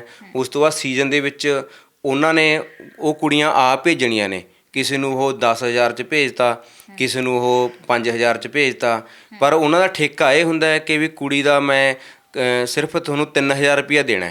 ਉਹ 3,000 ਰੁਪਈਆ ਜਿਹੜਾ ਉਹਨੂੰ ਕੁੜੀ ਨੂੰ ਦੇਣਾ ਹੁੰਦਾ ਹੈ, ਜਿਹੜਾ ਪਹਿਲਾਂ 1.5 ਲੱਖ ਰੁਪਈਆ ਉਹ ਕੁੜੀ ਨੇ ਲਿਆ ਹੁੰਦਾ, ਉਹਦੇ 'ਚ ਉਹ ਕੱਟਦੀਆਂ ਰਹਿੰਦੀਆਂ ਨੇ ਵੀ ਤੇਰਾ ਹੁਣ ਇੰਨਾ ਘੱਟ ਗਿਆ, ਤੇਰਾ ਇੰਨਾ ਘੱਟ ਗਿਆ। ਅੱਗੋਂ ਉਹ ਚਾਹੇ ਜਿੰਨੇ ਮਰਜ਼ੀ ਪੈਸਿਆਂ ਦੇ ਵਿੱਚ ਭੇਜਣ, ਕਿਸੇ ਨੂੰ 10 'ਚ ਭੇਜਤਾ, ਕਿਸੇ ਨੂੰ 8 'ਚ ਭੇਜਤਾ, ਕਿਸੇ ਨੂੰ 5 'ਚ ਭੇਜਤਾ, ਉਹ ਇਸ ਤਰ੍ਹਾਂ ਫਿਰ ਕਮਾਈ ਕਰਦੀਆਂ ਨੇ। ਜਦੋਂ ਤੁਸੀਂ ਲਿਖਣਾ ਸ਼ੁਰੂ ਕੀਤਾ ਸੀ ਨਾਵਲ, ਔਰ ਤੁਸੀਂ ਉਹਨਾਂ ਨਾਲ ਮਿਲ ਕੇ ਵਿਚਰ ਕੇ ਜਦੋਂ ਵਾਪਸ ਘਰ ਆਉਂਦੇ ਸੀ, ਨੀਂਦ ਆ ਜਾਂਦੀ ਸੀ ਉਹ ਸਭ ਕੁਛ ਗੱਲਾਂ ਸੁਣ ਕੇ ਕਿ ਕਿੰਨਾ ਕੁਛ ਹੰਢਾਉਂਦੀਆਂ ਨੇ ਕੁੜੀਆਂ? ਹਾਂ, ਜਿੰਨਾ ਚਿਰ ਮੈਂ ਉਹਨਾਂ ਨਾਲ ਕੰਮ ਕਰਦਾ ਰਿਹਾ, ਕਿਉਂਕਿ ਜਦੋਂ ਉਹਨਾਂ ਦੇ ਨਾਲ ਰਹਿੰਦੇ ਸੀਗੇ, ਹੈ ਨਾ, ਕੰਮ ਕਰਦੇ ਸੀਗੇ, ਤਾਂ ਤਕਰੀਬਨ ਮੇਰੀ ਜਿਹੜੀ ਸਾਰੀ ਸੁਰਤੀ ਹੈ ਉਹ ਉੱਥੇ ਹੀ ਹੁੰਦੀ ਸੀਗੀ, ਅਤੇ ਉਹਨਾਂ ਬਾਰੇ ਸੋਚਣਾ ਅਤੇ ਉਹਨਾਂ ਦੀ ਮਾਨਸਿਕਤਾ ਬਾਰੇ ਸੋਚਣਾ ਕਿ ਉਹ ਕੀ ਸੋਚਦੀ ਹੋਊ, ਕੀ ਮਹਿਸੂਸ ਕਰਦੀ ਹੋਊਗੀ, ਜਿਹੜੇ ਉਹਨਾਂ ਦੇ ਨਾਲ ਜੁੜੇ ਹੋਏ ਨੇ ਹੋਰ ਲੋਕ ਨੇ, ਜਿਹੜਾ ਡੀਲਰ ਨੇ, ਅਤੇ ਜਾਂ ਕੋਈ ਗੱਡੀਆਂ ਵਾਲਾ ਹੈ ਜਿਹੜਾ ਗੱਡੀ ਲੈ ਕੇ ਜਾਂਦਾ ਹੈ, ਜਾਂ ਉਹਨਾਂ ਦੇ ਮਾਂ-ਬਾਪ ਨੇ, ਉਹਨਾਂ ਸਾਰਿਆਂ ਦੀ ਮਾਨਸਿਕਤਾ ਬਾਰੇ ਸੋਚਣਾ। ਅਤੇ ਕਈ ਵਾਰ ਰਾਤ ਨੂੰ ਵੀ ਉਹਨਾਂ ਦੇ ਸੁਪਨੇ ਆਉਣੇ, ਹੈ ਨਾ, ਕਿ ਕੋਈ ਪ੍ਰੋਗਰਾਮ ਚੱਲ ਰਿਹਾ, ਉੱਥੇ ਕੁਛ ਹੋ ਗਿਆ, ਕਦੇ ਲੜਾਈ ਹੋ ਗਈ, ਉਸ ਤਰ੍ਹਾਂ ਦੀ ਸੁਪਨੇ ਆਉਣੇ।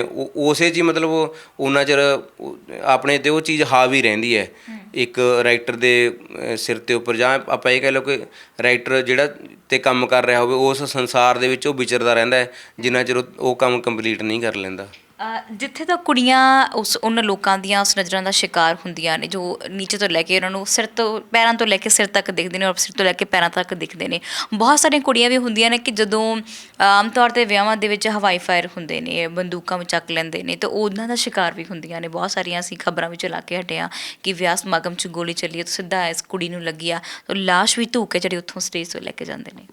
ਹਾਂ, ਇਸ ਤਰ੍ਹਾਂ ਦੀ ਵੀ ਕੁੜੀਆਂ ਦੇ ਨਾਲ ਵਾਪਰਦਾ ਰਹਿੰਦਾ। ਕਈ ਕੁੜੀਆਂ ਇਸ ਤਰ੍ਹਾਂ ਮਰੀਆਂ ਨੇ, ਮੁੰਡੇ ਵੀ ਮਰੇ ਨੇ, ਜਿਹੜੇ ਸਟੇਜ ਸੰਚਾਲਕ ਹੁੰਦੇ ਨੇ ਉਹ ਵੀ ਮਰ ਜਾਂਦੇ ਨੇ ਵਿੱਚ ਮੁੰਡੇ। ਮੈਂ ਜਿਹੜਾ ਨਾਵਲ ਹੈ ਜਿਹੜੇ ਉਹ ਮਰੇ ਨੇ ਮੈਂ ਉਹਨਾਂ ਨੂੰ ਹੀ ਸਮਰਪਿਤ ਕੀਤਾ ਹੈ। ਅਤੇ ਇਸੇ ਤਰ੍ਹਾਂ ਇੱਕ ਕੁੜੀ ਬਠਿੰਡੇ ਤੋਂ ਅੱਗੇ ਸੀ ਜਿਹੜਾ ਸ਼ਹਿਰ ਪੈਂਦਾ ਹੈ ਉੱਥੋਂ ਦੀ ਸੀਗੀ, ਅਤੇ ਜਿਹੜੀ ਮਰੀ ਸੀਗੀ ਆਪਣਾ ਇੱਥੇ ਮੌੜ ਮਰੀ ਸੀ ਜਿਹੜੀ, ਅਤੇ ਉਹ ਕੁੜੀ ਦਾ ਵੀ ਹੈਗਾ ਇਹਦੇ 'ਚ ਜ਼ਿਕਰ ਨਾਵਲ ਦੇ ਵਿੱਚ। ਅਤੇ ਉਹ ਪਰਿਵਾਰ ਨੂੰ ਮੈਂ ਮਿਲ ਕੇ ਆਇਆ, ਅਤੇ ਉਸ ਤੋਂ ਬਾਅਦ ਉਹਦੇ ਜਿਹੜਾ ਹਸਬੈਂਡ ਆ ਉਹ ਵੀ ਮਰ ਗਏ ਸੀਗੇ, ਅਤੇ ਉਹਨਾਂ ਦਾ ਵੀ ਬਾਅਦ ਵਿੱਚ ਬੁਰਾ ਹਾਲ ਹੀ ਸੀਗਾ। ਉਹਦੀ ਮੰਮੀ, ਉਹਦੀਆਂ ਭੈਣਾਂ, ਉਹ ਵੀ ਕੰਮ ਕਰਦੀਆਂ ਸੀਗੀਆਂ, ਆਰਕੈਸਟਰਾ ਦਾ ਕੰਮ ਹੀ ਕਰਦੀਆਂ ਸੀਗੀਆਂ, ਅਤੇ ਉਹਨਾਂ ਨੂੰ ਵੀ ਮੈਂ ਮਿਲ ਕੇ ਆਇਆ। ਅਤੇ ਇਸ ਤਰ੍ਹਾਂ ਵਾਪਰਦਾ ਰਹਿੰਦਾ ਸੀਗਾ, ਪਰ ਬਾਅਦ ਦੇ ਵਿੱਚ ਕਿਹੜਾ ਉਹ ਖਬਰਾਂ ਲੱਗਦੀਆਂ ਨੇ ਖਬਰਾਂ ਲੱਗ ਕੇ ਉਸ ਤੋਂ ਬਾਅਦ ਲੋਕ ਪੜ੍ਹ ਲੈਂਦੇ ਨੇ ਤੇ ਕੇਰਾਂ ਕਹਿੰਦੇ ਨੇ ਮਾੜਾ ਹੋਇਆ, ਉਸ ਤੋਂ ਬਾਅਦ ਉੱਥੇ ਹੀ ਫੇਰ ਉਹਨਾਂ ਨੂੰ ਫਿਰ ਬਾਅਦ 'ਚ ਕੌਣ ਪੁੱਛਦਾ ਹੈ। ਬਿਲਕੁਲ, ਉਹ ਖਬਰ ਬਾਅਦ 'ਚ ਜਾਂ ਤਾਂ ਰੱਦੀ ਬਣ ਜਾਂਦੀ ਹੈ ਜਾਂ ਫਿਰ ਉਹ ਅਸੀਂ ਉਹਨੂੰ ਕਿਤੇ ਵੀ ਡਸਟਬਿਨ 'ਚ ਜਾਂ ਘਰ ਦੇ ਕਿਸੇ ਵੀ ਕੋਨੇ 'ਚ ਅਸੀਂ ਸੁੱਟ ਦਿੰਦੇ ਹਾਂ, ਜਾਂ ਕਿਤੇ ਉਹ ਕਾਗਜ਼ ਜਿਹੜਾ ਯੂਜ਼ ਕਰ ਲੈਂਦੇ ਹਾਂ। ਇੱਦਾਂ ਵੀ ਹੋਇਆ ਕਿ ਬਹੁਤ ਸਾਰੀਆਂ ਕੁੜੀਆਂ ਆਪਣੇ ਉਸੇ ਜਿਹਦੇ ਨਾਲ ਨੱਚਣਾ ਸ਼ੁਰੂ ਕਰਦੀਆਂ, ਉਸੇ ਸਾਥੀ ਨਾਲ ਵਿਆਹ ਵੀ ਕਰਵਾ ਲੈਂਦੀਆਂ ਨੇ। ਉਹ 'ਚ ਬਹੁਤ ਸਾਰੀਆਂ ਕੁੜੀਆਂ ਨੇ, ਇੱਕ ਇੰਟਰਵਿਊ ਵੀ ਕੀਤਾ ਸੀ ਪਿਛਲੇ ਦਿਨੀ, ਇੱਕ ਆਰਕੈਸਟਰਾ ਦੇ ਵਿੱਚ ਹੀ ਕੰਮ ਕਰਦੇ ਸੀ ਗਰੁੱਪ 'ਚ, ਕੁੜੀ ਨੇ ਉਸੇ ਮੁੰਡੇ ਦੇ ਨਾਲ ਹੀ ਵਿਆਹ ਵੀ ਕਰਵਾਇਆ ਸੀ। ਹਾਂ, ਇਸ ਤਰ੍ਹਾਂ ਦੇ ਬਹੁਤ ਨੇ। ਮਤਲਬ ਅਸਲ ਦੇ ਵਿੱਚ ਵਿਆਹ ਹੀ ਉਹ ਉਹਨਾਂ ਨਾਲ ਕਰਾਉਂਦੀਆਂ ਨੇ, ਕਿਉਂਕਿ ਜਿਹੜਾ ਆਮ ਉਹਨਾਂ ਦੇ ਸਮਾਜ ਤੋਂ ਬਾਹਰਲਾ ਸਮਾਜ ਆ ਨਾ, ਆਪਣਾ ਸਮਾਜ ਕਹਿ ਲਓ, ਉਹ ਉਹਨਾਂ ਨੂੰ ਕਬੂਲ ਨਹੀਂ ਕਰਦਾ, ਤਾਂ ਉਹਨਾਂ ਨੂੰ ਵਿਆਹ ਹੀ ਉੱਥੇ ਕਰਵਾਉਣਾ ਪੈਂਦਾ। ਜਾਂ ਉਹ ਭੰਗੜੇ ਵਾਲੇ ਨਾਲ ਵਿਆਹ ਕਰਵਾ ਲਿਆ ਕਿਸੇ ਨਾਲ, ਅਤੇ ਜਾਂ ਉਹ ਕਿਸੇ ਡੀਲਰ ਨਾਲ ਵਿਆਹ ਕਰਵਾ ਲਿਆ, ਅਤੇ ਜਾਂ ਜਿਹੜੀਆਂ ਉਹਨਾਂ ਨੂੰ ਲੈ ਕੇ ਜਾਂਦੇ ਨੇ ਟੈਕਸੀ ਡਰਾਈਵਰ ਹੈ ਨਾ, ਜਾਂ ਉਹਨਾਂ ਨਾਲ ਵਿਆਹ ਕਰਵਾ ਲਿਆ। ਅਤੇ ਇਸ ਤਰ੍ਹਾਂ ਉਹਨਾਂ ਦੇ ਵਿਆਹ ਹੁੰਦੇ ਆ। ਜਿਵੇਂ ਹੁਣ ਇੱਥੇ ਇੱਕ ਕੁੜੀ ਕਾਫੀ ਮਸ਼ਹੂਰ ਜਿਹੜੀ ਸੀ ਆਰਕੈਸਟਰਾ ਵਾਲੀ, ਉਹਨੇ ਇੱਕ ਉਹਨਾਂ ਨਾਲ ਗੱਡੀ ਲੈ ਕੇ ਜਾਂਦਾ ਹੁੰਦਾ ਸੀਗਾ, ਗਰੁੱਪ ਨੂੰ ਲੈ ਕੇ ਜਾਂਦਾ ਹੁੰਦਾ ਸੀਗਾ। ਅਤੇ ਹਾਲਾਂਕਿ ਉਹ ਬਹੁਤ ਮਸ਼ਹੂਰ ਸੀਗੀ, ਸਭ ਤੋਂ ਵੱਧ ਉਹਦਾ ਤਕਰੀਬਨ 17-18 ਹਜ਼ਾਰ ਰੁਪਈਆ ਉਹ ਲੈਂਦੀ ਸੀ ਇਕੱਲੀ ਉਹ, ਅਤੇ ਇੰਨੀ ਮਸ਼ਹੂਰ ਸੀਗੀ ਉਹ, ਅਤੇ ਪੂਰੇ ਲੋਕ ਉਹਦੇ ਬਹੁਤ ਫੈਨ ਸੀਗੇ। ਅਤੇ ਪਰ ਉਹਦੇ ਨਾਲ ਵਿਆਹ ਕਰਾਉਣ ਨੂੰ ਕੋਈ ਤਿਆਰ ਨਹੀਂ ਸੀਗਾ। ਵਿਆਹ ਉਹਨੇ ਟੈਕਸੀ ਡਰਾਈਵਰ ਨਾਲ ਕਰਵਾਇਆ। ਅਤੇ ਫਿਰ ਉਸ ਤੋਂ ਬਾਅਦ ਜਿਹੜੇ ਕੋਈ ਹੋਰ ਕਿਸੇ ਨਾਲ ਉਹ ਜੁੜੀ ਹੋਊਗੀ ਪਹਿਲਾਂ, ਅਤੇ ਉਹਦੇ ਬੱਚਾ ਹੋਣ ਵਾਲਾ ਸੀਗਾ, ਅਤੇ ਉਹਨੂੰ ਅਸ਼ਲੀਲ ਮੈਸੇਜ ਭੇਜਿਆ ਕਰੇ। ਅਤੇ ਉਹ ਇੱਕ ਦਿਨ ਉਹਦੇ ਘਰ ਵਾਲੇ ਨੇ ਦੇਖ ਲਏ, ਅਤੇ ਉਹਦੇ ਘਰ ਵਾਲਾ ਉਹਦੇ ਨਾਲ ਲੜਿਆ। ਅਤੇ ਜਦੋਂ ਉਹਦੇ ਘਰ ਵਾਲਾ ਉਹਦੇ ਨਾਲ ਲੜਿਆ, ਅਤੇ ਉਹ ਲੜ ਕੇ ਆ ਗਿਆ, ਅਤੇ ਬਾਅਦ ਦੇ ਵਿੱਚ ਉਹਨੇ ਫੋਨ ਕੀਤਾ ਆਪਦੇ ਘਰ ਵਾਲੇ ਨੂੰ ਕਿ ਵੀ ਐਂ ਕਰਕੇ ਵੀ ਮੈਂ ਉਹਨੂੰ ਕੋਈ ਜਵਾਬ ਨਹੀਂ ਦੇ ਰਹੀ, ਵੀ ਮੈਂ ਸੱਚੀ ਹਾਂ। ਉਹ ਆਪਣੀ ਜਗ੍ਹਾ ਹੈ ਵੀ ਸੱਚੀ ਸੀ, ਅਤੇ ਪਰ ਉਹਦੇ ਘਰ ਵਾਲਾ ਉਹਨੂੰ ਹੀ ਦੋਸ਼ ਦਿੰਦਾ ਸੀਗਾ ਕਿ ਜੇ ਹੁਣ ਇਸ ਤਰ੍ਹਾਂ ਤੈਨੂੰ ਕਰ ਰਿਹਾ ਹੈ ਨਾ, ਐਵੇਂ ਕਿਵੇਂ ਕਿਸੇ ਦੀ ਹਿੰਮਤ ਹੋ ਜੂ ਕਿ ਇਸ ਤਰ੍ਹਾਂ ਅਸ਼ਲੀਲ ਮੈਸੇਜ ਕਰੇ। ਅਤੇ ਉਹ ਨਹੀਂ ਮੰਨਿਆ, ਅਤੇ ਫਿਰ ਉਸ ਦਿਨ ਉਹਨੇ ਮਤਲਬ ਆਪਣਾ ਜ਼ਹਿਰ ਖਾ ਕੇ ਖੁਦਕੁਸ਼ੀ ਕਰ ਲਈ। ਅਤੇ ਇਸ ਤਰ੍ਹਾਂ ਉਹਨਾਂ ਦੇ ਜਿਹੜੇ ਵਿਆਹ ਹੈ, ਕਿਸੇ ਦੇ ਕਿੰਨੇ ਤਲਾਕ ਹੋ ਗਏ, ਕਿਸੇ ਦੇ ਕਿੰਨੇ ਹੋ ਗਏ, ਕੋਈ ਮਰ ਗਈ ਹੈ ਨਾ, ਕਿਸੇ ਨੂੰ ਅਟੈਕ ਹੋ ਗਿਆ। ਅਤੇ ਜਿਵੇਂ ਆਪਾਂ ਕਹਿ ਦਿੰਦੇ ਹਾਂ, ਇੱਕ ਕਹਾਵਤ ਹੈ ਕਿ ਮੱਲ ਭਲਵਾਨ ਅਤੇ ਕੰਜਰੀ ਦਾ ਬੁਢਾਪਾ ਜਿਹੜਾ ਉਹ ਬਹੁਤ ਦਰਦਨਾਕ ਹੁੰਦਾ ਹੈ। ਵੀ ਜੇ ਤੁਸੀਂ ਉਹਨਾਂ ਦੀ ਚੜ੍ਹਾਈ ਦੇਖਣੀ ਹੈ ਤਾਂ ਉਹਨਾਂ ਦਾ ਬੁਢਾਪਾ ਵੀ ਜ਼ਰੂਰ ਦੇਖੋ ਵੀ ਕਿਸ ਤਰ੍ਹਾਂ ਦਾ ਹੁੰਦਾ ਹੈ। ਅਤੇ ਇਸ ਤਰ੍ਹਾਂ ਇਹਨਾਂ ਦਾ ਮਤਲਬ ਜਿਹੜੀ ਪਿਛਲੀ ਜ਼ਿੰਦਗੀ ਆ ਉਹ ਵੀ ਦੇਖਣ ਵਾਲੀ ਬਣਦੀ ਹੈ। ਬਿਲਕੁਲ, ਉਲਝੀਆਂ ਹੁੰਦੀਆਂ ਨੇ ਇਹ ਕੁੜੀਆਂ ਆਪਣੀ ਜ਼ਿੰਦਗੀ ਦੇ ਵਿੱਚ। ਅਸੀਂ ਬਹੁਤ ਸਾਰੇ ਸਵਾਲ ਸਾਡੇ ਮਨਾਂ 'ਚ ਹੁੰਦੇ ਨੇ। ਸ਼ਾਇਦ ਤੁਸੀਂ ਇੰਟਰਵਿਊ ਨੂੰ ਸੁਣੋਗੇ ਤਾਂ ਤੁਹਾਨੂੰ ਇੱਕ ਉਹ ਪਹਿਲੂ ਵਾਕਈ ਪਤਾ ਲੱਗੇਗਾ ਕਿ ਇਹ ਵਾਕਈ ਬੜੀ ਜ਼ਿੰਦਗੀ 'ਚ ਉਲਝੀਆਂ ਹੁੰਦੀਆਂ ਨੇ, ਕਿੰਨਾ ਕੁਛ ਹੰਡਾਉਂਦੀਆਂ ਨੇ, ਕਿੰਨਾ ਕੁਛ ਦੇਖਦੀਆਂ ਨੇ। ਸੋ ਇਸੇ ਤਰ੍ਹਾਂ ਜਦੋਂ ਨਾਵਲ ਨੂੰ ਪੜ੍ਹਿਆ ਜਾਂਦਾ ਹੈ, ਬੜੀਆਂ ਸਾਰੀਆਂ ਕਾਪੀਆਂ ਜਿਹੜੀਆਂ ਨੇ ਛਪ ਜਾਂਦੀਆਂ ਨੇ, ਬਹੁਤ ਸਾਰੇ ਲੋਕ ਪੜ੍ਹ ਕੇ ਫੋਨ ਵੀ ਕਰਦੇ ਨੇ, ਆਪਣਾ ਨਜ਼ਰੀਆ ਵੀ ਚੇਂਜ ਕਰਦੇ ਨੇ, ਔਰ ਉਸ ਤੋਂ ਬਾਅਦ ਇਹਦਾ ਅਵਾਰਡ ਹਿੱਸੇ ਆਇਆ ਤੁਹਾਡੇ? ਨਹੀਂ, ਇਸ ਨਾਵਲ 'ਤੇ ਨਹੀਂ ਮਿਲਿਆ ਅਵਾਰਡ ਕੋਈ ਹੈ ਜੀ। ਅਤੇ ਉਂਝ ਇਹ ਨਾਵਲ ਪਸੰਦ ਬਹੁਤ ਕੀਤਾ ਗਿਆ। ਜਦੋਂ ਪਹਿਲੀ ਵਾਰ ਇਹ ਛਪਿਆ, ਪਹਿਲੀ ਵਾਰ ਤਲਵੰਡੀ ਸਾਬੋ ਕੀ ਇਹ ਆਇਆ ਨਾਵਲ, ਉੱਥੇ ਲਾਂਚ ਕੀਤਾ, ਤਾਂ ਉੱਥੇ ਤਕਰੀਬਨ ਉਹ ਜਿਹੜਾ ਪਬਲਿਸ਼ਰ ਹੈ 25 ਕਾਪੀਆਂ ਲੈ ਕੇ ਗਿਆ ਸੀਗਾ, ਤਾਂ ਉਹ 'ਚੋਂ ਇੱਕ ਵਾਪਸ ਆਈ ਸੀ, 24 ਇੱਕ ਦਿਨ ਹੀ ਲੱਗੀਆਂ ਸੀਗੀਆਂ। ਅਤੇ ਹੁਣ ਇਹਨੂੰ ਤਕਰੀਬਨ 3 ਸਾਲ ਹੋਇਆ ਛਪੇ ਨੂੰ, ਅਤੇ ਇਸ ਦੇ ਐਡੀਸ਼ਨ ਵੀ 3 ਛਪ ਗਏ। ਮਤਲਬ 1 ਸਾਲ ਦੇ ਵਿੱਚ ਇੱਕ ਐਡੀਸ਼ਨ ਇਹਦਾ ਅਜੇ ਛਪ ਰਿਹਾ ਹੈ। ਜੇ ਜਿਸ ਕੁੜੀਆਂ ਨਾਲ ਤੁਸੀਂ ਬੈਠ ਕੇ ਉਹ ਸਾਰਾ ਕੁਛ ਵਿਚਾਰ ਵਟਾਂਦਰਾ ਕੀਤਾ ਸੀ, ਜਾਣਿਆ ਸੀ, ਤਾਂ ਫਿਰ ਬਾਅਦ 'ਚ ਉਹਨਾਂ ਕੁੜੀਆਂ ਨੇ ਤੁਹਾਡੀ ਕਿਤਾਬ ਜੇ ਪੜ੍ਹੀ ਹੋਏਗੀ ਤਾਂ ਉਹਨਾਂ ਦਾ ਕਾਲ ਫੋਨ ਆਇਆ, ਕੋਈ ਗੱਲ ਹੋਈ ਉਹਨਾਂ ਦੇ ਨਾਲ? ਤੁਹਾਨੂੰ ਮੈਂ ਇਹ ਵੀ ਸੱਚਾਈ ਦੱਸ ਦੇਵਾਂ ਕਿ ਇਹ ਕੁੜੀਆਂ ਆਪਾਂ ਨੂੰ ਦੇਖਣ ਨੂੰ ਲੱਗਦੀਆਂ ਨੇ ਕਿ ਵੀ ਬਹੁਤ ਹਾਈ ਫਾਈ ਨੇ ਜਾਂ ਮਤਲਬ ਬਹੁਤ ਪੜ੍ਹੀਆਂ ਹੋਈਆਂ ਨੇ, ਪਰ ਇਹ ਕੁੜੀਆਂ ਪੜ੍ਹੀਆਂ ਨਹੀਂ ਹੁੰਦੀਆਂ। ਇਹ ਜ਼ਿਆਦਾਤਰ ਅਨਪੜ੍ਹ ਹੁੰਦੀਆਂ ਨੇ, ਜਾਂ ਕੋਈ 2 ਪੜ੍ਹੀ ਹੈ, ਕੋਈ 4 ਪੜ੍ਹੀ ਹੈ, ਕੋਈ 5 ਪੜ੍ਹੀ ਹੈ, ਬਹੁਤੀਆਂ ਨੂੰ ਪੜ੍ਹਨਾ ਵੀ ਨਹੀਂ ਆਉਂਦਾ। ਅਤੇ ਕੋਈ ਕੁੜੀ ਹੈ ਜਿਹੜੀ 10ਵੀਂ ਤੱਕ ਗਈ ਹੋਵੇ, ਤਾਂ ਜਿਹੜੀਆਂ ਤਕਰੀਬਨ 10ਵੀਂ ਤੱਕ ਗਈਆਂ ਨੇ ਹੈ ਨਾ, ਜਾਂ 12ਵੀਂ ਤੱਕ ਤਾਂ ਕੋਈ ਮੈਨੂੰ ਤਾਂ ਮਿਲੀ ਨਹੀਂ ਅੱਜ ਤੱਕ ਕੋਈ 12ਵੀਂ ਤੱਕ ਗਈ ਹੋਵੇ। 10ਵੀਂ ਵਾਲੀਆਂ ਜ਼ਰੂਰ ਮਿਲੀਆਂ ਨੇ।